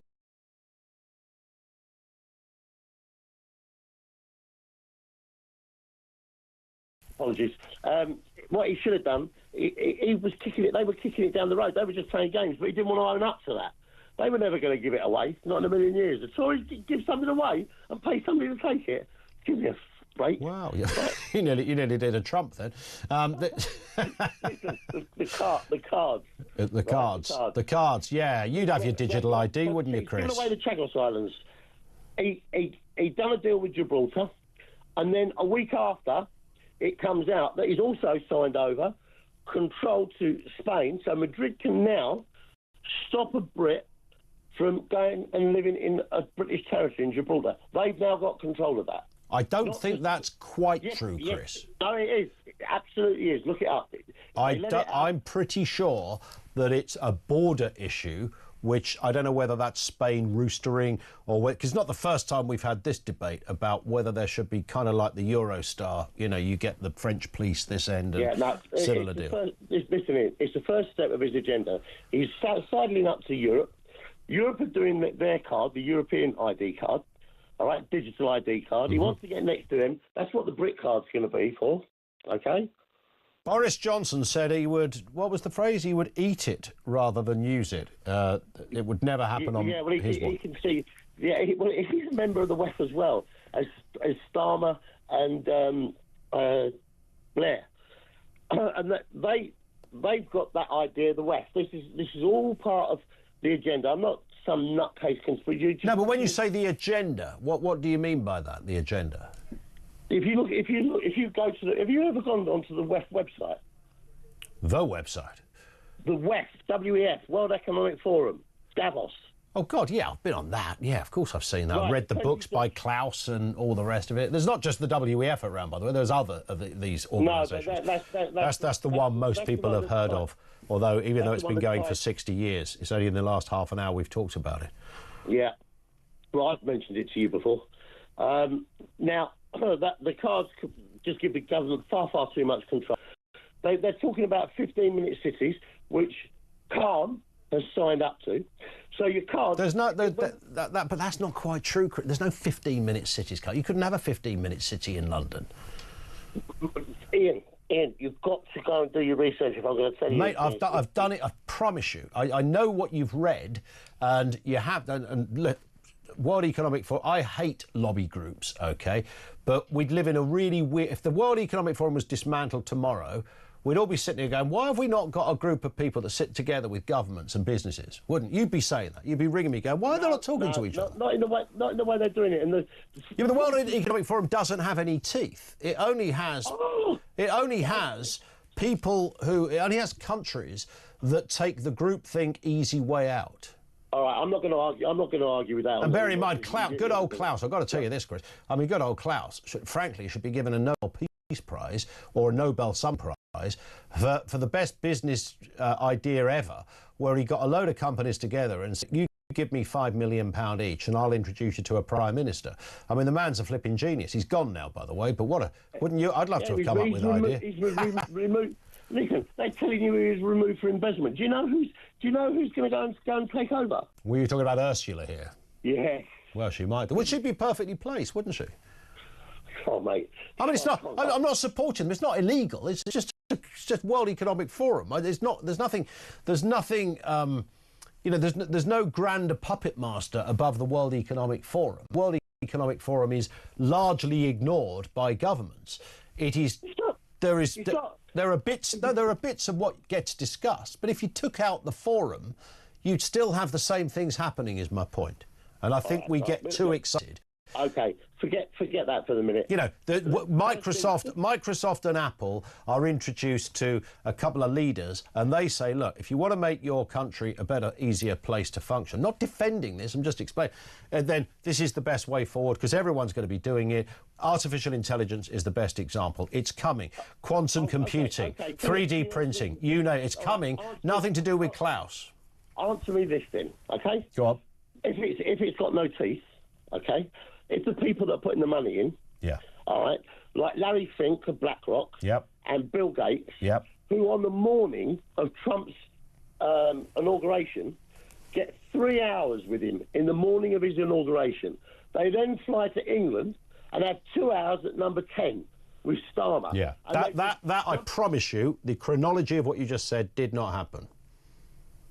What they didn't sit with Trump, then come to Starmer, then go to Australia. No. Yes, they did. No. They might. No, you're saying they did all this in one day. No. I said the chronology. Yes, the chronology, as far as I'm concerned, is Trump first, Starmer, then Australia. I don't think Starmer's that important, is he? Yeah. Well, he is because Gates is the biggest landowner in North America, all right, of arable farm. Yeah. BlackRock owns Monsanto and all the seed farms and... Yeah, the copyright on the crops and all that. Yeah, and it's Gates that wants the land over here off the farmers with Dale to build their bloody solar farms. Dale? Yeah, what's his name? Vince Dale? Oh, I thought you meant Ian Dale. No, I don't think he's going to... And he likes a farm. He grew up in the country, but, you know, I don't know. Listen, Chris, I've got to move for no other... We've overshot the clock by 5. I love locking horns on this kind of stuff. I find it fascinating. I have no defence of anyone who... wants to articulate a conspiracy. I'm not, whether it's a conspiracy, whether it's a reality. The World Economic Forum is the gift that keeps on giving. There's no defence of the weirdness of lobbying because it goes into that avenue that I talk about a lot, groupthink. That's the offence, groupthink, okay? The idea that, right, he's gone here, they've cooked up this little plan and then he's going, you know, if only our politicians were that flipping clever. 0344 499 1000.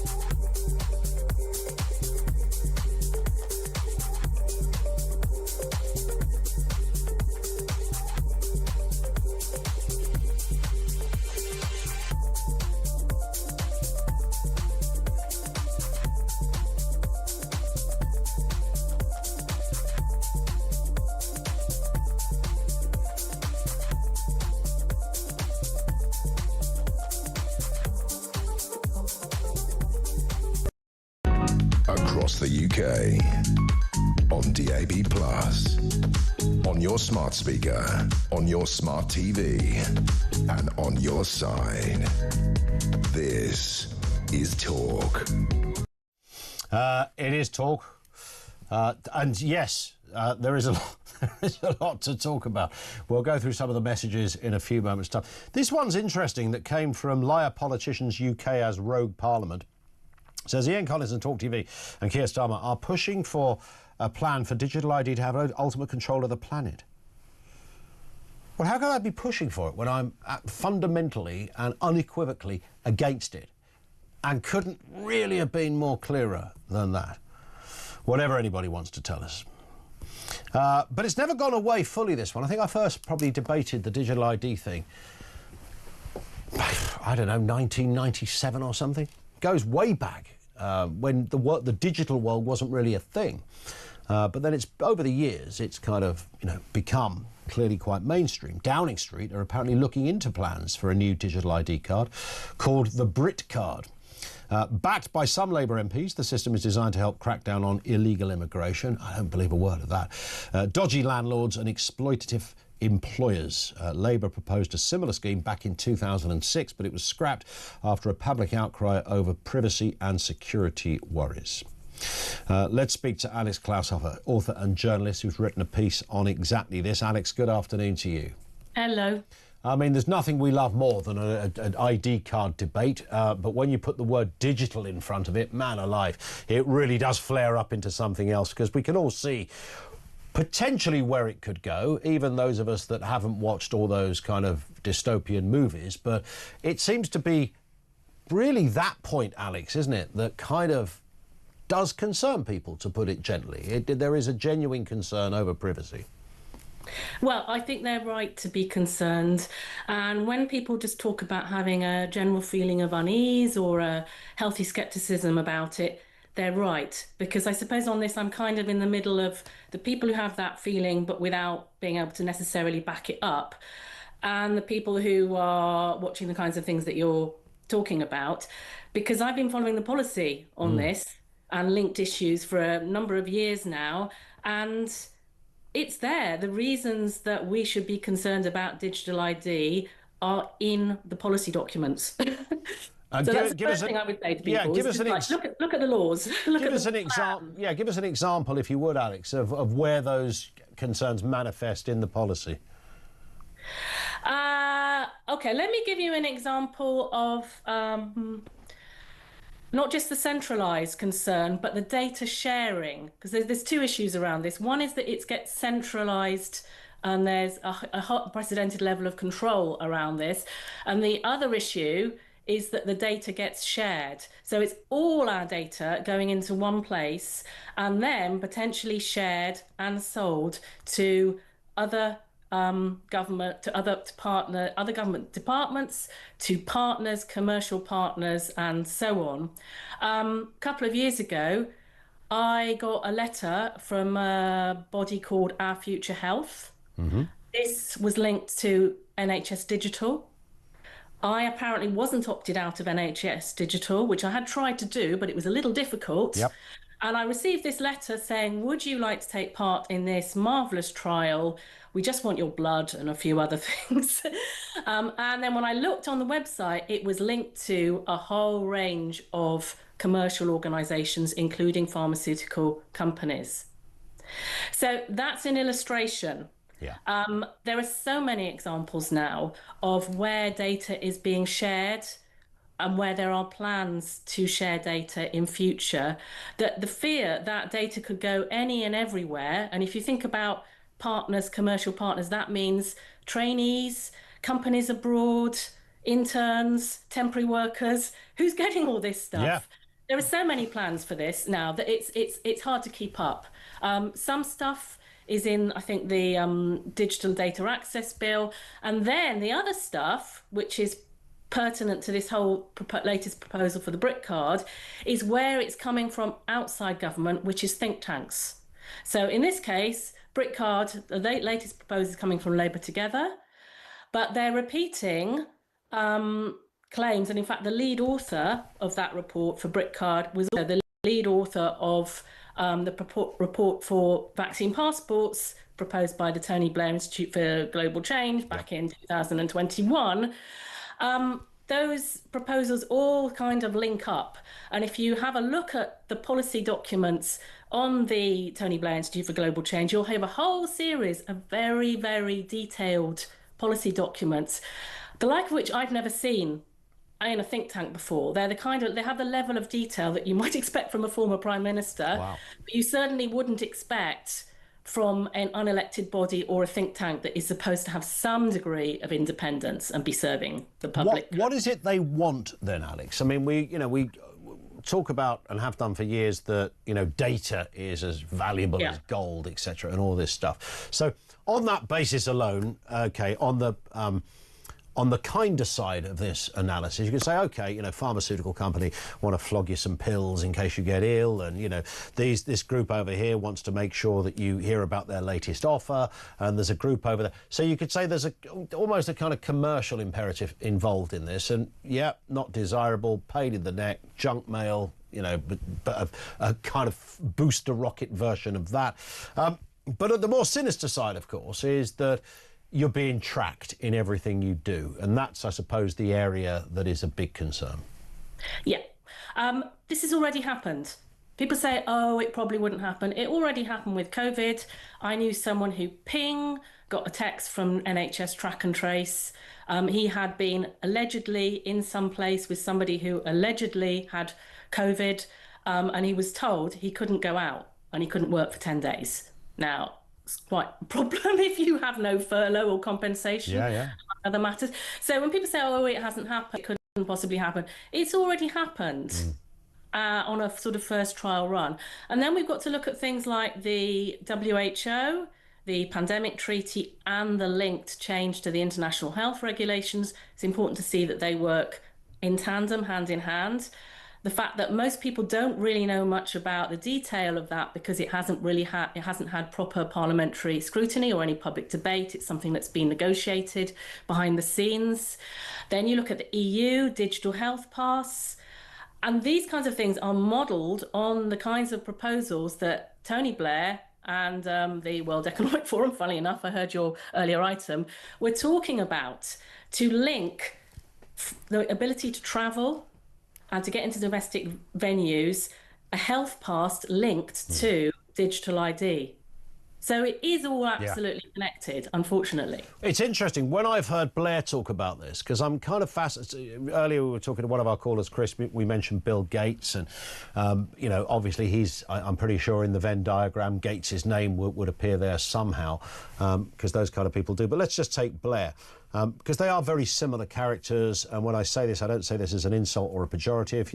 I genuinely believe they sit on a very specific part of the spectrum. It's how they function, how they think, and it's a bit kind of wacky and a bit weird sometimes, and no one doubts their intelligence, no one doubts their success, blah, blah, blah.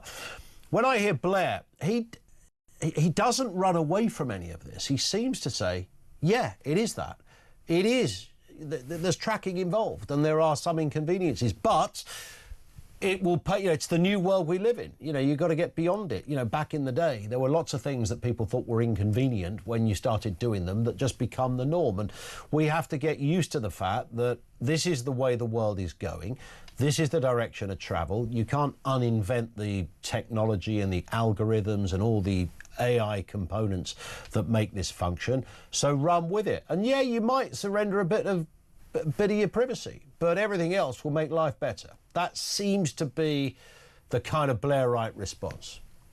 Yeah, that's what I call the inevitability argument. It's usually used alongside the convenience argument. Yep. And these have kind of been pumped up for years and years and years to create the impression that we have no choice, that we just have to go along with things. He will see things like that because he, as you rightly say, is clearly a kind of person with a certain vision of the world. Yep. That's not my vision. I don't get the impression that that's the vision of most ordinary people, especially in Britain. Yeah.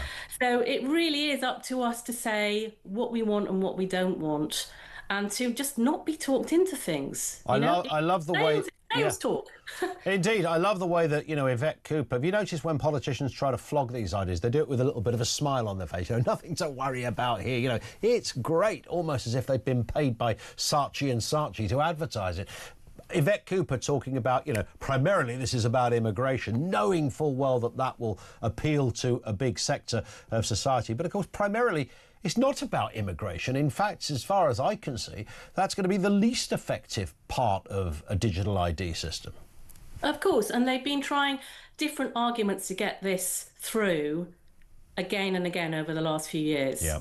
Digital ID has been about so many things now. I've actually sort of lost track of them, whether it's public health, it's convenience, migration. I think there's a few others in there. But it seems like they just keep throwing out lines until they get one that sticks with enough of the public for them to sneak it in. And I think we've got to get really savvy to this. Yeah. This is not the only issue that's happened on. You can also see it with the councils and all the LTNs, the low traffic neighbourhoods, and the driving restrictions, which is something else I've, unfortunately for me, followed rather closely in the last few years.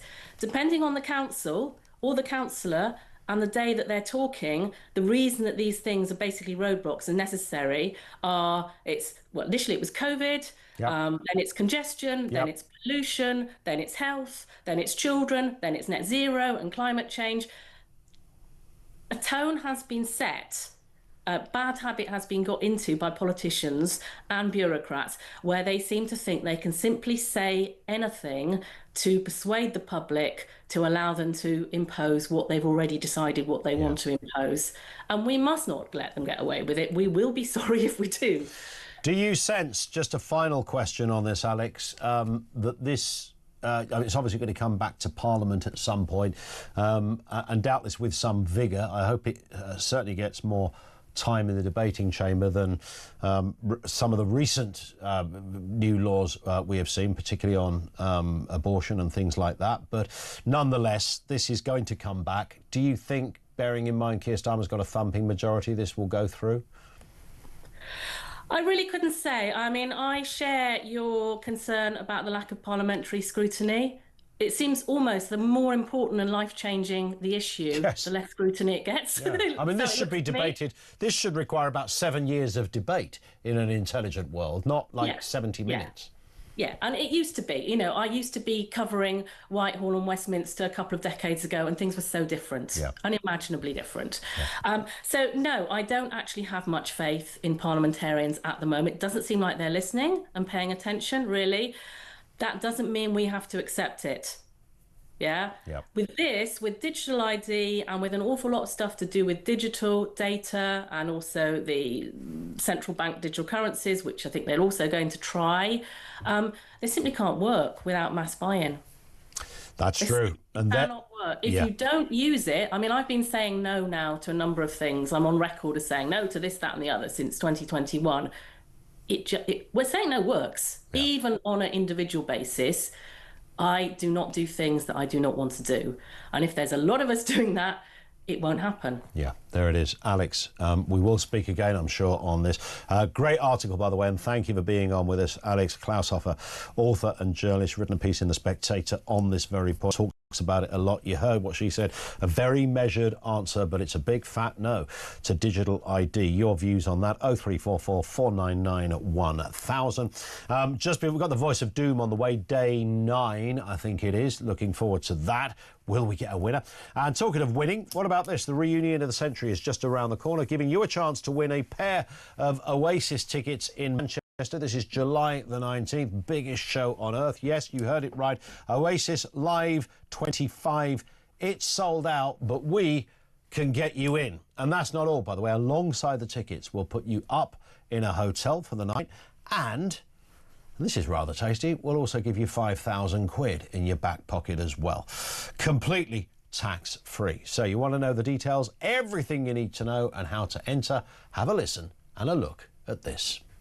Alright, kid, you have to be over 18 to enter in the UK excluding Northern Ireland.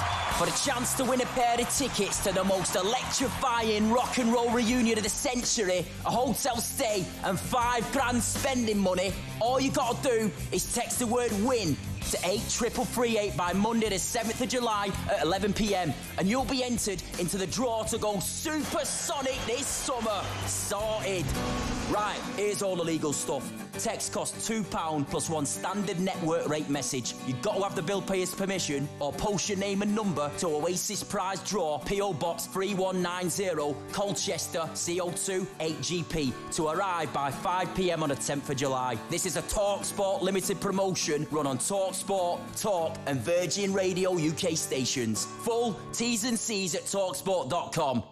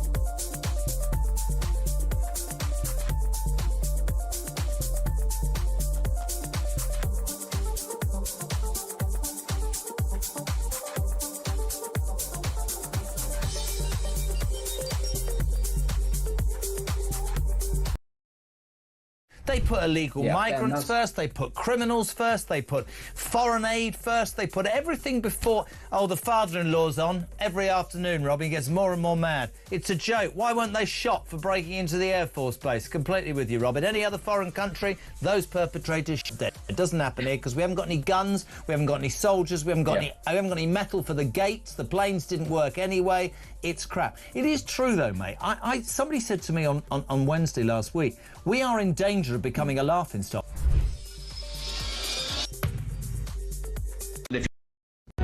Across the UK, on DAB+, on your smart speaker, on your smart TV, and on your side. This is Talk. It is Talk. Mick says, please tell Chris that Bill Gates did meet with Donald Trump, but it wasn't for breakfast and it wasn't on the day of his inauguration. It happened 4 days before he was inaugurated and it was dinner. Bill Gates gave an interview on this many times. Small difference, but differences in this context and this level of accusation is important. Well, yes, it kind of is important because on the day of the inauguration does sort of say, wow, really? What was going on? Anyway, thank you for that. Voice of Doom, yes, Voice of Doom, day 9. Is anybody going to get this? The mystery voice with a political angle. You're looking for, I always say a politician, past or present, dead or alive. Who is this? I can't guarantee that. I think it's darn hard, this one. Here it is again. I can't guarantee that. 87222, message in. If you want to take part, don't phone, just message. One more time. I can't guarantee that. Who do you think that might be? It's not Michael Howard, I can tell you that. Stop saying Michael Howard. It's not Michael Howard. It's not Boris Johnson either. It doesn't sound like it. Well, it doesn't sound like Boris Johnson. Certainly not him. But if you think you know, 87222. Let's have one more listen. I can't guarantee that. Maybe we'll get a winner. If not, it rolls over to tomorrow. Back to your calls. Ben in Essex. Have you got your ID? You got your digital ID yet, Ben? Good afternoon. Good afternoon, Ian. No, I certainly haven't, and I don't like the idea of all this digital ID and all this digital. It just feels like another step towards this dystopian government overreach. Yeah. Do you reckon that the generation that it needs? I've got an 11-year-old. Do you reckon ultimately this isn't aimed at him? Because you and me will probably go, well, you know, we can see differences.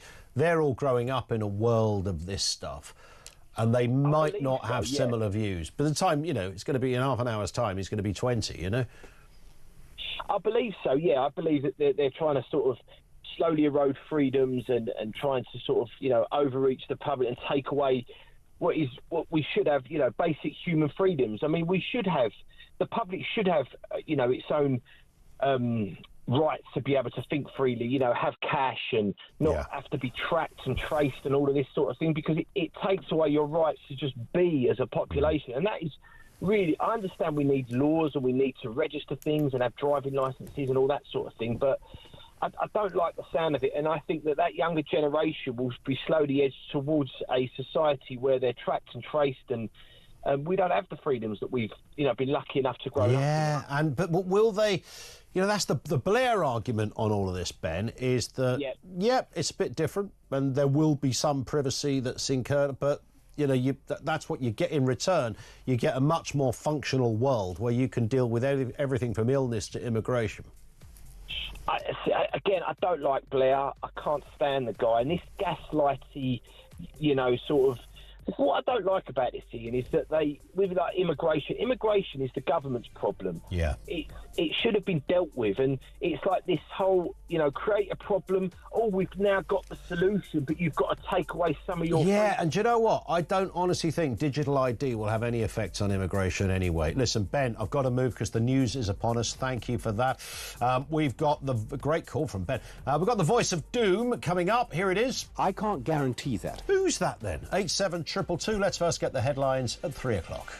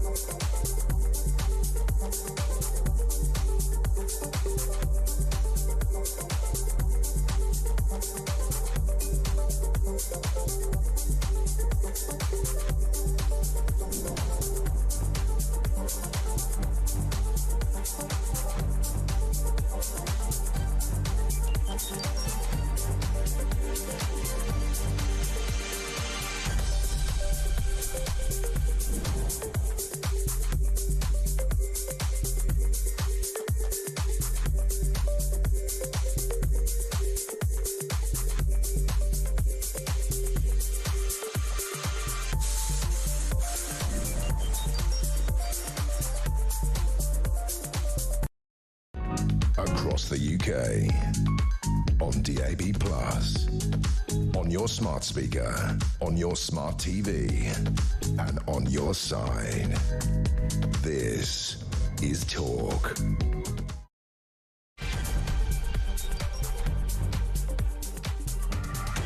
And yes, good afternoon. Welcome back. Loads to get through in this section, final hour of this programme, but the joy continues. Jeremy Kyle here on Drive at 4. So, US President Donald Trump dropping the F-bomb to the media, accusing Israel and Iran of violating a ceasefire just hours after its announcement, urging Israel to not drop those bombs. Very unequivocal stuff. He looked angry when he said it as well. We'll have more on that. But has he averted World War III? Also this afternoon, Channel migrants are working as fast food delivery riders within hours of arriving in the UK, while being housed and fed at taxpayers' expense. I mean, we kind of thought this and suspected this, but some real good evidence from some diligent work over there at The Sun. We'll have some detail on that next. And compulsory digital ID cards are back on the agenda. Labour backs it, Number 10 back it, but they do face ongoing criticism on 3 key issues: privacy, security, and the public hate it. What are your thoughts on that one? Everything you need to know, all the breaking news right here on Talk 0344 499 1000. Lynn says digital ID should be voted on and given only to the British people, not politicians of any party. Every citizen should be made to vote on a ballot paper, even if they tick none of the above, says Lynn. Dan in Bristol, 2 words in response to ID cards: post office. The government couldn't manage a booze up in an off licence. No thanks for papers, please, society. Yeah, and that is, when we had the COVID thing, we began to get echoes of that. I have to try not to think of, I'm probably the same as anyone, try not to think too much about lockdown and those other bits that went with it. Can you go to the pub? Do you need the vaccination? And I keep getting people, every time I raise this, somebody says to me, OK, so what do you do if there is a bubonic plague, if you like, that absolutely you will die if you catch it? What do you do then? OK, COVID was ambiguous. Politicians took the groupthink kind of easy way out rather than really scrutinising all of the factors to the story. They went for the lockdown thing. And then they went for you might need status to get you into that club or that venue or that event, etc. But what do you do if there really is something that no one will dispute? There won't be any kind of, tinfoil hatters going, it doesn't really exist, it's a scam. There's a bubonic plague. What do you do then? And that's not, by the way, that should not be the argument to support digital ID. But it's an interesting one, because when I raise that, always somebody in the pub goes, mate, yeah, all right, it's all very well for you saying, you shouldn't be locked up. What happens when? Well, the world is full of what happens whens, isn't it? I don't think we make criteria and laws based on the worst scenario. We don't do it with law. It's officially called bad law. We try to make a more measured approach.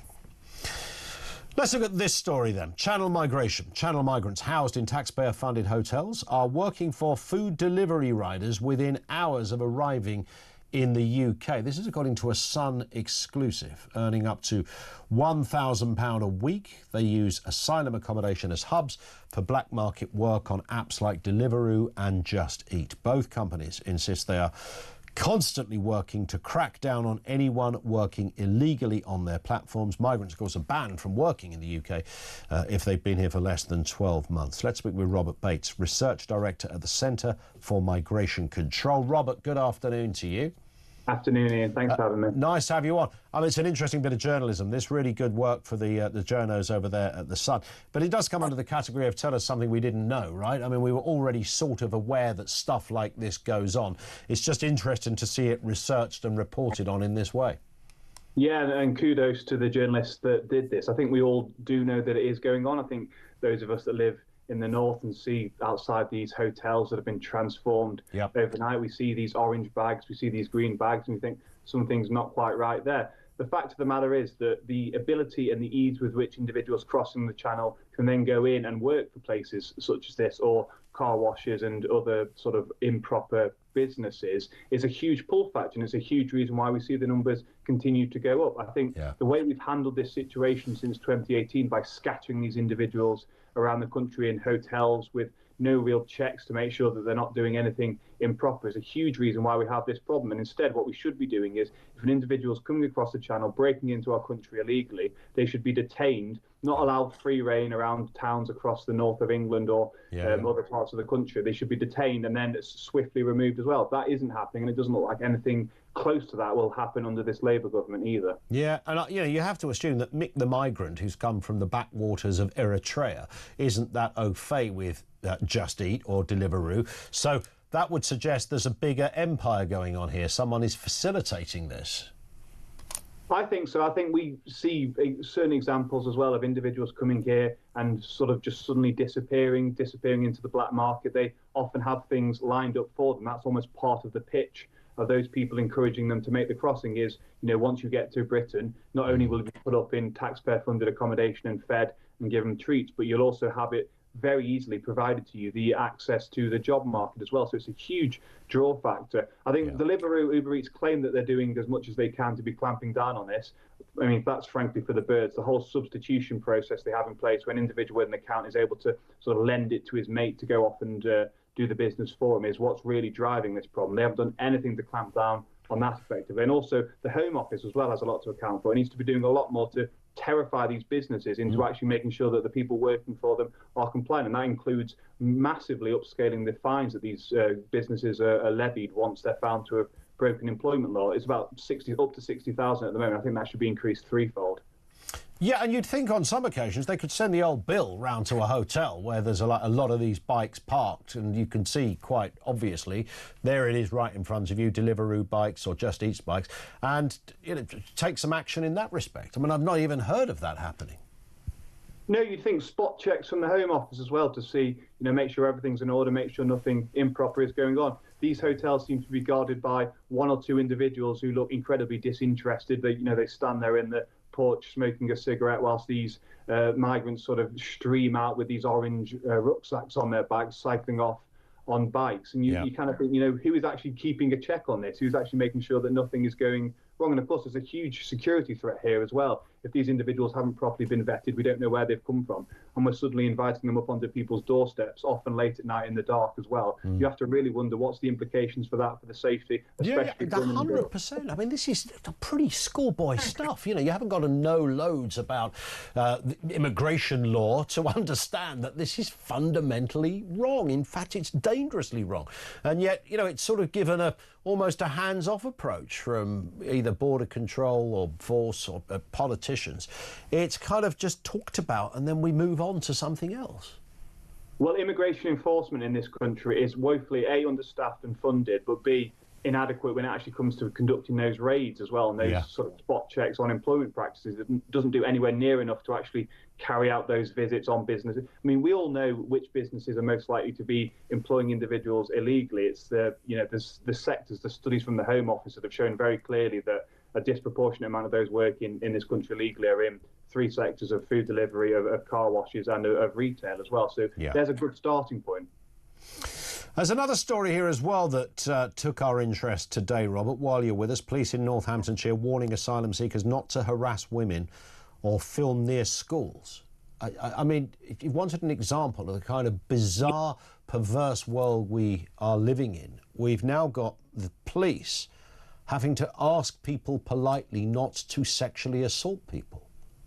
Yeah, it's a worrying story, this one. I think it really shows the risks that are sort of bestowed upon society when you allow tens of thousands of young men from very different culturally distant nations who have completely different attitudes to women and children to effectively wander around the country. And we know from crime statistics, we know from Ministry of Justice data that individuals from certain nationalities, those nationalities most likely to be arriving on those small boats, are committing sexual assaults and sexual offences at a rate that's hugely disproportionate relative to their share of the population. So, look, I think when it comes to the illegal migration crisis, it really takes a bit of investment in terms of improving the detention facilities for these individuals. But we need to reach a point where it's common parlance amongst politicians that we just simply can't have individuals about whom we know nothing wandering around the country. It is, 100%. As you said, basic common sense. 100%. Very easy to understand this stuff, isn't it? Robert, thank you for your time. Robert Bates, researcher at the director for the Centre for Migration Control. Just extraordinary. That this, I mean, it compounds a story that is already, bamboozling. I mean, sort of beyond the realms of believable in the first place that you could have. I don't even know what the numbers are for this week. It's in the thousands since we were here a week ago discussing channel migration. So all people, we have no idea who they are, and they just come across on a boat and come into the country. And again, I'll say it for the umpteenth time, it doesn't matter if every one of them was a law-abiding person. I'm sure most of them are. If you look at those documentaries that have been done, talk to the people in the queues, come to the UK, better place, want to get a job, rather be here than, where I came from, Iran or Albania, wherever it happens to be. So, I get that, but we don't know that for a fact. I mean, even if you just did it statistically, out of thousands of people that cross the channel, you're going to get some wrong-uns, and you don't know who they are. You're not allowed to pass through any other border without documentation in case you are a wrong-un. It could be an arrest warrant out for you. You could have a track record that is so nefarious and disturbing nobody would let you in or let you out for that matter. You take my point, and yet we just gloss over this on a daily basis. Now you've got the police going, oh guys, can you try not to photograph schoolgirls outside of school? Can we ask you night? Is that all right, please? Could you not? What? Really? Can you still, there's a lot of harassment being reported in Northamptonshire. It'd be really nice if you didn't harass the girls. I mean, some of them, by the way, are kids, so that's, takes it to another level. I mean, come on. This is the world we're living in. Have you heard any outrage from Yvette Cooper on this one? The same way that Sadiq Khan is never outraged by knife crime, very outraged about people driving through what are they called? The closed roads, the low traffic neighbourhood, the LTNs, the LTNs, or the ULEZ cameras. Gets very animated about that, but not really about teenage kids, young boys dying of knife crime. And similarly with the Home Office, and it was the same under the Tories. Nobody's really that animated about this. They say a few things, give a press conference, say it's unacceptable, try to sound as if they're a bit strict. That's kind of it. I mean, it's absolutely mental. It's disturbing. It's as disturbing as it is mental. 0344 499 1000. Right, before we go any further, don't go away, Lenny, with you in a second. The Voice of Doom, before the news. We did the Voice of Doom. This was the voice we've been trying to guess for the last 9 days. I can't guarantee that. Who is that? I said you're looking for a politician, past or present, dead or alive, but it's a politician. These are some of the guesses. David Steele, no. John Gummer, Sir Trevor MacDonald, Enoch Powell, Michael Fabricant, Peter Mandelson, no. There's a bit of Mandelson in there, I'll give you that, but it's not. Lord Moynihan, no. David Cameron, no. John Major, no. So it's never John Major. Tony Benn, never. Can we hear that again? I can't guarantee that. I mean, how is that John Major? Come on, behave yourself. Edward Garnier, no. Barry Gardner, it is not, nor it is Michael Gove, it is not him. We haven't got a winner, it rolls over. Day 10, tomorrow, back on the programme. And we're back on the phones with you. Lenny is in Ashford. How you doing, Lenny? I'm tickety-boo, thank you, Ian. Good to hear it. What do you got for us? Well, we've been looking with pity at the Chinese for many years, the way they're controlled totally by their government. Mm-hmm. And I believe that Ursula von der Leyen wants total control of everybody in Europe, and that is why we're going down this road. So you think she is responsible for this? I mean, these discussions do predate her, of course. Yeah, but what it is, once the thing sort of put, the idea has been put in her head, she's now pushing for it totally. Mm. She's cut from the same cloth as Tony Blair, right? I mean, they're kind of exactly the same DNA of political thinking. Yeah, and Starmer, they're all like peas in a pod. There's no difference between any of them. Yeah. Where does it go, though? I mean, what happens next? I mean, the government say, OK, we've got this idea for digital ID, don't panic, it's not going to do terrible things. And, of course, because it's digital, it's not a piece of paper that sits there solitary in your wallet. This is something that's, it has a life. The card has a life. Things can be put onto it. Things can be added. Things can, also importantly, be taken off it. Well, I predicted with James Max when Starmer first got to power. And I said, you've got to prepare. We're going to be living in a police state. And this is a police state. Tony Blair's point is that this is progress. This is like, you know, you can be a Luddite and stay behind, but this is the way the world is going. You can't uninvent it, like you can't uninvent CCTV cameras. Once they've got them, they're there. The computer chip, once it was invented and unleashed and the multiple applications for it were discovered, you can't uninvent it. Same with this. Well, I mean, what Tony Blair is saying, that this is the future that we're going to have to get used to, and I'm very fearful of it for me and my offspring. And it's frightening. Yeah. I don't care what he says, whether it's good or bad, but we're going to be living in a police state totally. Do you believe that all the other, you know, there's lots of people talk about, in fact, Chris mentioned it, 15-minute cities and I can't remember what the other one is, social credits, that kind of stuff? Well, I don't really get involved in that. Aspects of it. Aspects of life. I mean, okay. I live very basically. I've got my savings and I live out off of them and I don't claim anything. Yeah. So, you know, I live quite a basic life, but I can see the fears and the frightening of which is I class myself as the head of my family and I'm always looking out of fears for them. Okay. What part of Ashford are you in, Lenny? I don't know if I've asked you this before. Well, don't give me your road name. No, but I live in Kingsnorth. Okay, yeah. Yeah, and what it is, I was the very first London overspill to move on to Stanhope Estate. Blimey, that was Stanhope Estate was not the easiest place to live in at that time. No, well, it was all okay at the time, and I was the very first GLC overspill to move on to there. Yeah. And I moved on there absolutely skint, with no future whatsoever. Wow. But I worked hard, and I've had a very good standard of living. That's brilliant. My mate used to live in Bredgar Close in Stanhope Estate when I was a kid. You'd know it well, of course. Yes, I know Bredgar Close. Yeah. And I used to have an envy of for those who don't know what we're talking about, because I'm from the same neck of the woods. Stanhope Estate was an estate that when it was first built, people thought, oh, this is cool, and then it went a bit rough, didn't it, Lenny?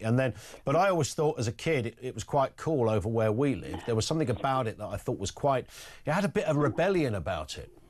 Well, if I can tell you the truth, Ian, yeah. Because when we first moved on there, it was all people from London. Yeah, it was huge. Everybody, my mate's family were from Wimbledon. You know, that was exactly what it was. And we all got on well, and it was a lovely place to live. Yeah. But then what happened?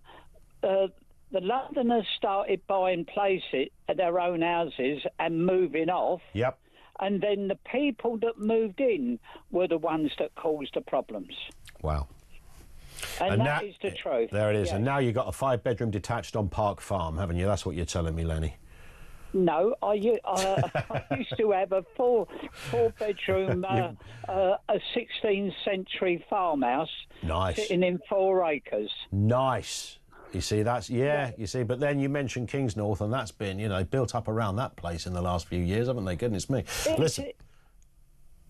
It is. Listen, Lenny, always great to chat. Thank you, mate, for that. That's Lenny down in Ashford. He's done all right, looks after himself. I love that philosophy as well, sort of, you know, very simple stuff. I think that's the way to this. So the last thing you need is the incursion of some digital ID Bob coming over to you, telling you you've got to put everything is committed. All of your life is committed onto a card. That's not the worrying part of it, okay? Somebody goes, right, all of your stuff is on only you can access it. It's brilliant. It's where it goes. It's how it's shared. All of that's really the debate. It's where the information goes, who has access to the database. You heard it from our previous guest, Alex, on this. That's the area of concern. 0344 499 1000. This is Talk.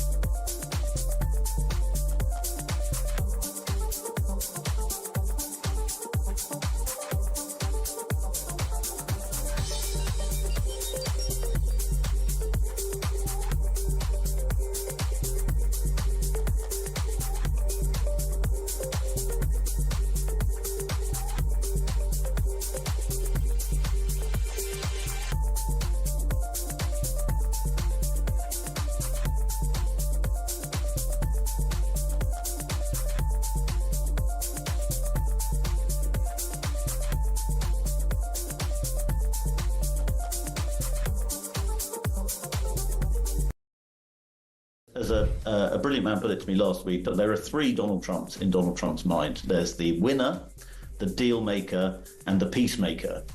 And I think he thinks with this strike he may just be able to get away with being all three in the end. Is there a loser in that? Could he lose out on this? Well, he hasn't really lost so far, so you should bet against him. But I do think this action could have repercussions that could spin out of control very, very quickly.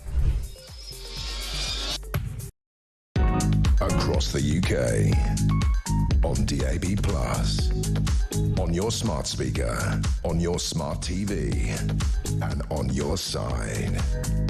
This is Talk. Les says, we've certainly come a long way from President Kennedy's Ich bin ein Berliner to President Trump's they don't know what they're doing. Yeah, I mean, when it comes to great political quotations, you can see this in 20 years' time. Which president said this? And then they play the clip, or they give you the words. And am I right in saying Ich bin ein Berliner didn't ever translate? Doesn't it mean something like I am a hamburger or something? Isn't that the translation of it was he got it wrong, or the advisors got it wrong, something like that. But we know what he meant, you know, and it was an incredible moment in history, of course. Whereas Donald Trump, they don't know what that was. I'm sorry, I can't help it. I just think it's a great... Can we play that again? Can we just have a little listen, Adam, to the Donald Trump clip? Because I just thought this was... I know it's not conventional, and there'll be a lot of politicians, a lot of pearl clutchers going, oh, it's terribly unpresidential. But bearing in mind where we're at and World War III around the corner, it did kind of curiously hit the right note. Have a listen to the president in response to what happened when he realised, despite what he thought was a ceasefire, this pair of countries couldn't get it quite right. Here's the president just before he boarded the presidential helicopter. You know what? We basically have two countries that have been fighting so long and so hard that they don't know what the they're doing. Do you understand that? You want to report in Iraq? And off he goes. It's as simple as that. This is the Ich bin ein Berliner, by the way. It was the indefinite article ein that was the problem here. So the fact that he said Ich bin ein Berliner, he supposedly changed the meaning of the sentence from the intended I am a citizen of Berlin to I am a Berliner being a type of German pastry similar to a jam or jelly-filled donut. Amusing Germans throughout the city. I am a donut. Yeah, you can see... You can see the fundamental kind of pitfall in what would have been an otherwise very powerful speech. Other pastries, of course, are available. Georgina is down in London. What have you got for us, Georgina? Good afternoon. Good afternoon, darling. Well, can I just say that I think Donald Trump is wonderful, and saying an F-bomb just shows that he is actually human and he's got the hump, so let's all leave him alone, shall we? Yeah. I've rang in about this brick card, or as I call it, spy card. Oh, come on, Georgina. You'll be signing up for it every day of the week, won't you? Oh, really? I don't. Giving away your data. You love it. Not a chance. not on your Nelly. This is a way to intrude into your personal life, your finances, and keep track of the British population. This is Big Brother. It's a government spy in your wallet. You know, it's an absolute disgrace. We want a Prime Minister who does what he's paid for and make our country safe and our people secure. This card isn't going to sort out illegal migration. If Starmer wants to make us safe, I'll tell you something, here's an idea. Why doesn't he start by sorting out the illegal immigration emergency? That would be a great example, and I'm struggling to work out that I can the whole... If you took a positive view or an optimistic view of this brick card thing, Georgina, let's say there's no weirdness in it, I can see how it would make some things easier. But beyond that, I mean, what else? It's a card just for convenience, really? I will tell you exactly what else. Hold on to your seat, my son, OK? They're taking away every freedom we have, and now they want to keep us documented with a card. So everywhere you go, you've got to show the card. This isn't 1942, my love, okay? Yeah. This is the 21st century, and we have rights. And if we give up any more rights, then our forefathers have died for nothing. And we cannot allow this to happen, Ian. It's getting ridiculous now. You can't believe a word these people say. Just Starmer think we're stupid. We're not as dense as he looks, let me tell you. He's an absolute joke, not only to us, but to the rest of the world. And I, as one person, and I'm sure I'm not on my own when I say this, yes, I'm sick and tired of it, Ian. Sick and tired. Stop the nonsense. Stop the lies. Get on with the job we're paying you for, and leave us to get on with our lives like we are entitled to do. There it is, Georgina. Always thorough stuff, very passionate stuff. Quoting Wham there, I don't want your freedom. And I think maybe George Michael and Andrew Ridgeley were ahead of the game. I don't want to play around. I don't want nobody, baby. You know, all of that. They knew what they were doing. And then George Michael disappeared a bit early doors, didn't he? So maybe there's a connection there. Again, it comes back to the Blair position, which is interesting because Blair doesn't, as far as I can work out, I'd love to interview Blair. I've never, in all the stuff I've done around Westminster and politics and interviews, I never saw Blair. Not only did I not see him or, you know, interview him or anything like that, but I never actually saw him anywhere. But all these sort of, Boris Johnson a number of times, David Cameron lots of times, Gordon Brown all the time. Blair, never saw the man. I even saw Thatcher once, for goodness sake. I went to this is when she was out of office. I went to like a Q&A thing. I think it was the Times that put on it at the Queen Elizabeth Hall, just opposite Westminster. And it was remarkable. She'd been out of office for years at this point, but it was, yeah, wow, there's Margaret Thatcher. It was really like seeing somebody iconic, because she was. Never saw Blair. Never from a distance. Never. Oh, I did get once sent. I once got sent down to a TV studio on a potential doorstepping of the Prime Minister, and the Prime Minister's car came out of, I think he was on like Good Morning Britain, and it came out with the motorcycle, but you know the windows were dark in it, so I never even saw him there. I saw a car that apparently had him in it, but a curious man, and I would love to really knuckle down specifically on the digital ID thing, because all the things that have been said this afternoon, I don't think he really denies. I think he would fess up and go, yeah, everything's interconnected. Yes, your health. Yes, your movements. Yes, your payments. And there's no nefarious reason behind it. It just makes life, sure, you lose some privacy, but everything else you gain, and society gains. In health terms, it gains enormously. It learns from each other. The AI algorithm. That company talks to that company. You know, they will know that you are in a situation where you are either about to be destitute or you're about to starve. All of that stuff, you know, ultimately. So he's not in denial, but it doesn't stop him being an absolute disturbing weirdo on this point. Because how do you get to that stage? And I've never really made the correlation between Bill Gates and Tony Blair before. I don't buy into the, Bill Gates is poisoning the world, or that's all cobblers, all right? But it's the overreach thing. You know, if I was a multi-billionaire, I'd probably be doing a similar thing in the sense of, what do you do when you've got so many billions of pounds and dollars? You'd go, well, I'll just put it to good kind of causes. I'd go to countries that are, where I can introduce advanced health systems. I'd try and give all that a go, But what goes, if you are that type of person, and when I said earlier that he's on the spectrum and there's a certain kind of awkward nature, and because I don't want to use certain words casually, but you know what I'm saying. I think he's neurodiverse in the extreme. Let's put it in more general terms, and I think Blair is there as well. It gives you a kind of weird. Is it a God complex, or does that overstate it? You have a view of the world and you can't remove yourself from the view of that world.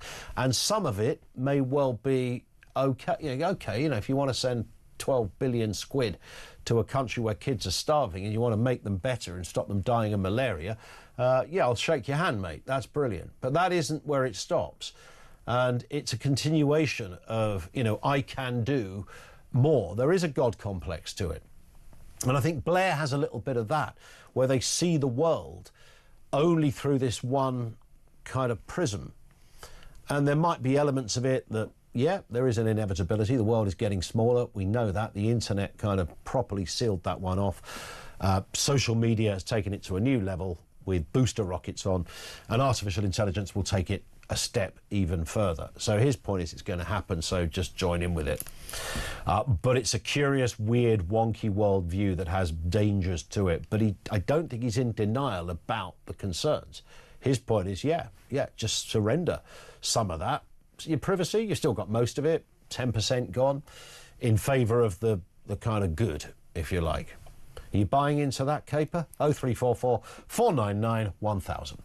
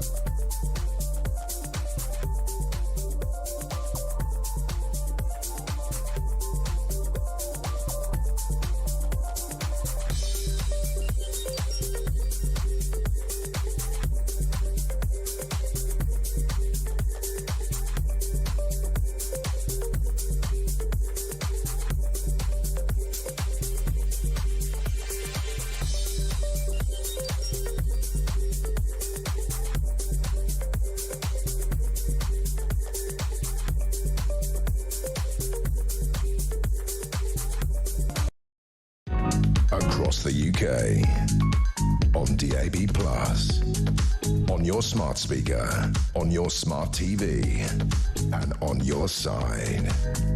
This is Talk. It is indeed Talk. Lots to get through here, including this. We love to visit an electric car story. Sometimes there are questions that are thrown up through inevitable news stories. People have good experiences, bad experiences, etc.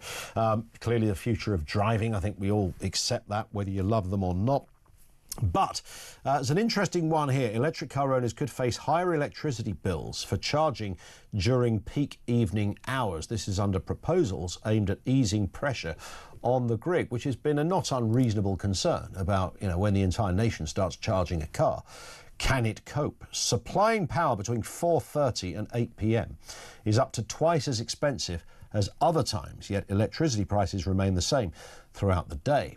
The suggested changes would encourage drivers to charge overnight, helping to cut overall costs. Let's speak to Quentin Wilson, motoring journalist, former Top Gear presenter, who regularly helps us out with these kind of stories, knows his way more than most around an electric vehicle, not just one, but dozens of them. Quentin, good afternoon to you. Hello, Ian. Always good to have you with us on this. I mean, I suppose this is a point for electricity companies more than EV manufacturers, right? It's really unhelpful of the Resolution Foundation to say this, because it makes people who are listening to this think, look, this is really complicated. I don't want to buy an electric car. When actually, the person who's written this, I don't think they drive an electric car and they don't understand, because when I charge mine at night, Ian, it's 7.5p per kilowatt hour, right, which is between 11:30 and 5:30, because I've got an Octopus tariff. If I charge it at 5:30 to 8 o'clock when it's not off peak, it's going to cost me 29p. So that resistance to charge at peak times is already there. Yeah. And 80% of people charge their cars at night between 11:30 and 5:30. So I'm not sure what all the fuss is about, but it isn't helping, because it makes it sound much more complicated than it is. Is it because, or is it perhaps, Quentin, just with the inevitable in mind that more and more people are going to come on board and buy EVs, and therefore the idea that you just charge it at late at night, and most people I know with an EV do exactly what you've just described, but it will become inevitable that charging will be an all day long thing, like filling up with petrol. You don't go and buy your petrol at midnight. Well, there's so many things happening, Ian, with battery tech and charging speed. So, BYD have got a battery over in China that charges literally in 5 minutes if you've got the 1,000 kilowatt charger in the system in the car to do this. So it won't be an all day thing. And these things are really improving. But in the short to medium term in the UK, we've got to manage grid demand, absolutely. And we've got this thing, zonal prices going on now. But the electric car is a battery. And if you take the 1.4 million electric cars in the UK and you all charge them at night, and then you get vehicle to grid, V to G, then you can put that energy back into the grid and be paid for it. So it's a kind of really good way of supporting and balancing the grid. The overarching issue, Ian, is that, listen, we really do need to sort our electricity system out in the UK. I mean, reform, absolutely. And it's the most expensive in Europe. How has it got to this way? We know it's partly because of Putin and Ukraine. But it's also because we haven't invested enough in it, and consumers really are worried about this. Yeah, absolutely. Will there be a problem though when we have 10 times more people owning EVs? The grid resembles what it does today and does what it does today. That's going to inevitably put a big strain on things. We know what it's like when people stick the kettle on during the World Cup final. So. I talk to National Grid about this on a regular basis, and they always say to me, no, it's fine. If we all switched on all our electric cars right now, and we all had electric cars, 80% penetration, the grid would be fine. Whether that's the case or not, I don't know, but that's the National Grid and that's what they say. But look, we do need to manage our electricity consumption. And I mean, I put my dishwasher on a kind of 4-hour advanced program now, so it goes on at 12 o'clock and costs me less. And I think, as a society, that's a good thing we need to do, because there are people out there who cannot afford to pay their electricity or their heating bills, Ian. And that's just, as a first world society, we can't have that. We've got to improve, we've got to reform it. Yeah. So you don't think the EV world is dead as a result of this story? No, I think, A, the story I think is wrong, and B, we need to look at these batteries in all these little cars as a resource for the grid to store this electricity, sell it back to electricity companies at peak times and get money for it, so it reduces those costs. So it becomes part of the infrastructure. Yeah. But, politicians, and I talk to them, they've got to sort this out. They've got to talk in the right language. What does net zero mean, Ian? What does it mean? It's an abstract, abstruse concept that electorate doesn't really understand, which is why people like Reform are weaponising it. We have to talk to the electorate in clearer ways about energy and the future. Very succinct stuff, Quentin. Thank you very much. As ever, Quentin Wilson, the motoring journalist, former Top Gear presenter. He's got a good point on net zero. It doesn't really mean... Well, we know what it kind of means. I mean, for the evangelists, it's a kind of an obsession. It's a religion almost.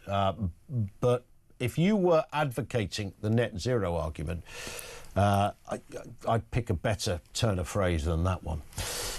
Here's an interesting one from Ermin, who says, good evening, from Singapore. Ian, regarding the Brit card, I moved here from Great Britain 3 years ago. To live and work in Singapore, one must have an app called the Sing Pass, which is linked to one's ID card. This app stores all of your details, including your tax, health and GP appointments, immigration and pension. Without it, it's virtually impossible to exist here long term. Once you're in the system, everything is easier. It is well controlled and I'm comfortable with it. Singapore is not perfect, but it's still light years ahead of Great Britain in terms of data security. This is just one investigate further. Regards and thank you. Ermin, thank you for that. It's an interesting, positive example of working with digital ID. That, I think, is largely the sort of the kind of Blairite argument, really, that it won't do all the spooky things you think it could do. Maybe it could do, but it won't need to do yet. And there's the question mark. Debbie says they want this spy card for British citizens and make sure we are taxed to the last penny under our pillow, but let migrants work legally. Then it says WTF. I have no idea, of course, what that means. One in from Mick in Warsaw. Something doesn't ring true with the migrant story. If 5 people are making around £1,000 each of one account, this is the Deliveroo Just Eats thing, that one Deliveroo rider is being paid £250,000 a year, then one Deliveroo driver must be getting paid £250,000 a year riding a bike, and the tax man isn't interested. Yeah, I'm always a bit... I've already had loads of messages on X from people saying, you know, I work for Deliveroo. I've never earned £1,000 a week. I've never heard one person that never earned £300 a week. And I know it depends on how you use it. If that's the work you do, you might do, you know, you could be a student, do it for a couple of hours in the evening, pays a few bills. It might be a full-time job. But that's a very good point, because essentially what is happening is one account then sells their account to 5 others, so they all log in as that. I don't know how that could work, but there must be a workaround for this to be happening. Because wouldn't you be a bit like, you know, you can't log into Netflix 20 times without Netflix going, this account's already in use.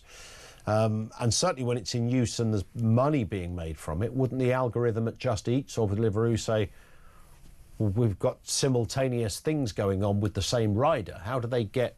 I don't know. Anyway, the point is, Mick is right. If 5 people are making £1,000 each, then that means that one account is worth 250 grand. Go figure. Gary's in Derbyshire. On EVs, Gary, what are your thoughts? Right, listen, I've been... toying with this idea for a long, long time.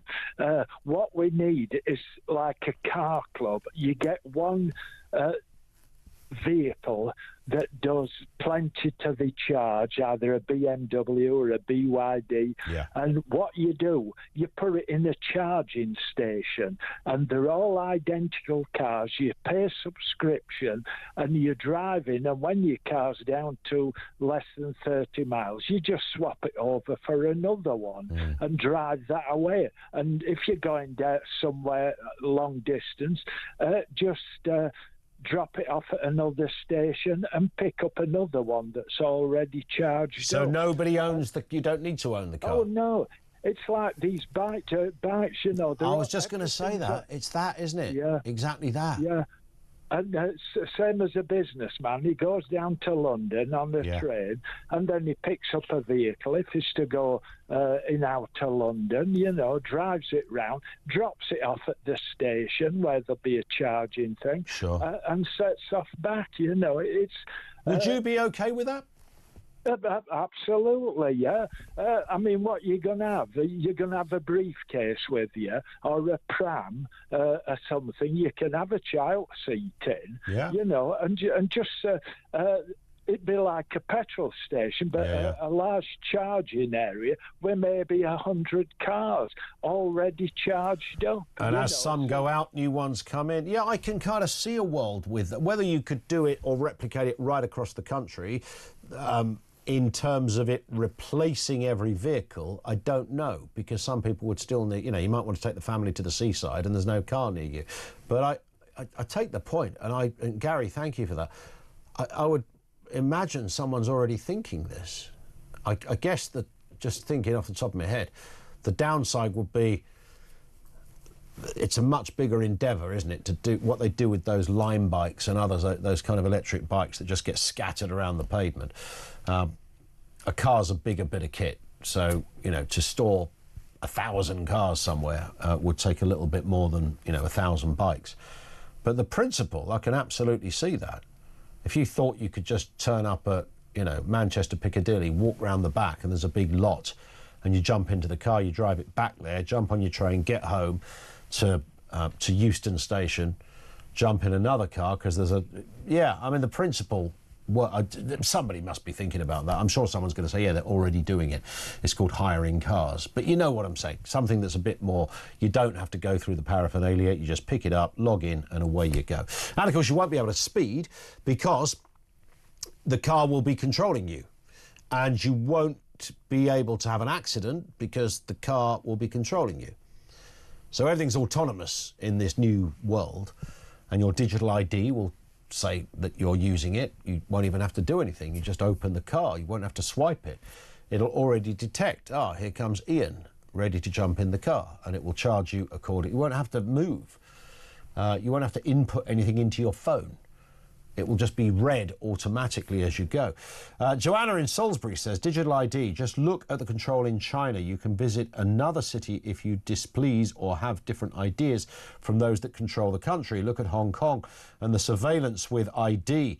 Do we really want someone else deciding our every move, from what we do, say, eat, and who we speak to? It's the next step. Yeah, potentially. But then I suppose you could say, well, we've never been China. We've never replicated it before. Why would we replicate it now? Because it might just be too irresistible for our political masters. Who knows?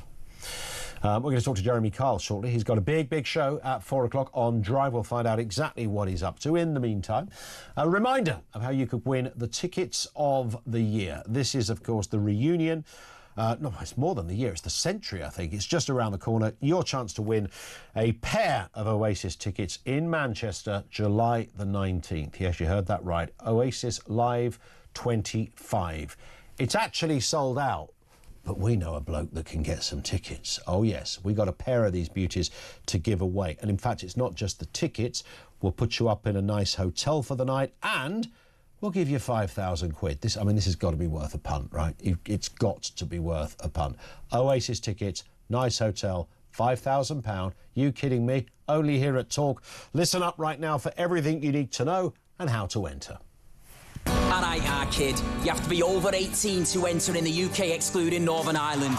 For a chance to win a pair of tickets to the most electrifying rock and roll reunion of the century, a hotel stay and £5 spending money, all you gotta do is text the word WIN to 83338 by Monday the 7th of July at 11 p.m. and you'll be entered into the draw to go supersonic this summer. Sorted. Right, here's all the legal stuff. Text costs £2 plus one standard network rate message. You've got to have the bill payer's permission or post your name and number to Oasis Prize Draw, PO Box 3190, Colchester, CO2 8GP, to arrive by 5 p.m. on the 10th of July. This is a Talk Sport limited promotion run on Talk Sport, Talk and Virgin Radio UK stations. Full T's and C's at talksport.com.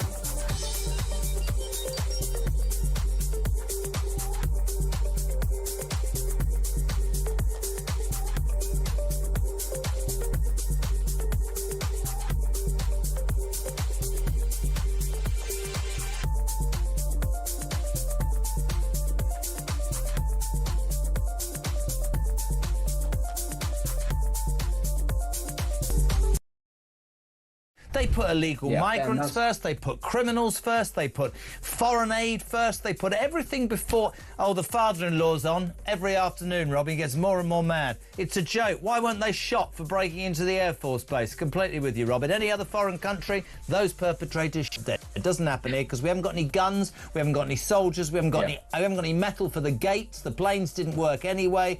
It's crap. It is true, though, mate. Somebody said to me on Wednesday last week, we are in danger of becoming a laughingstock.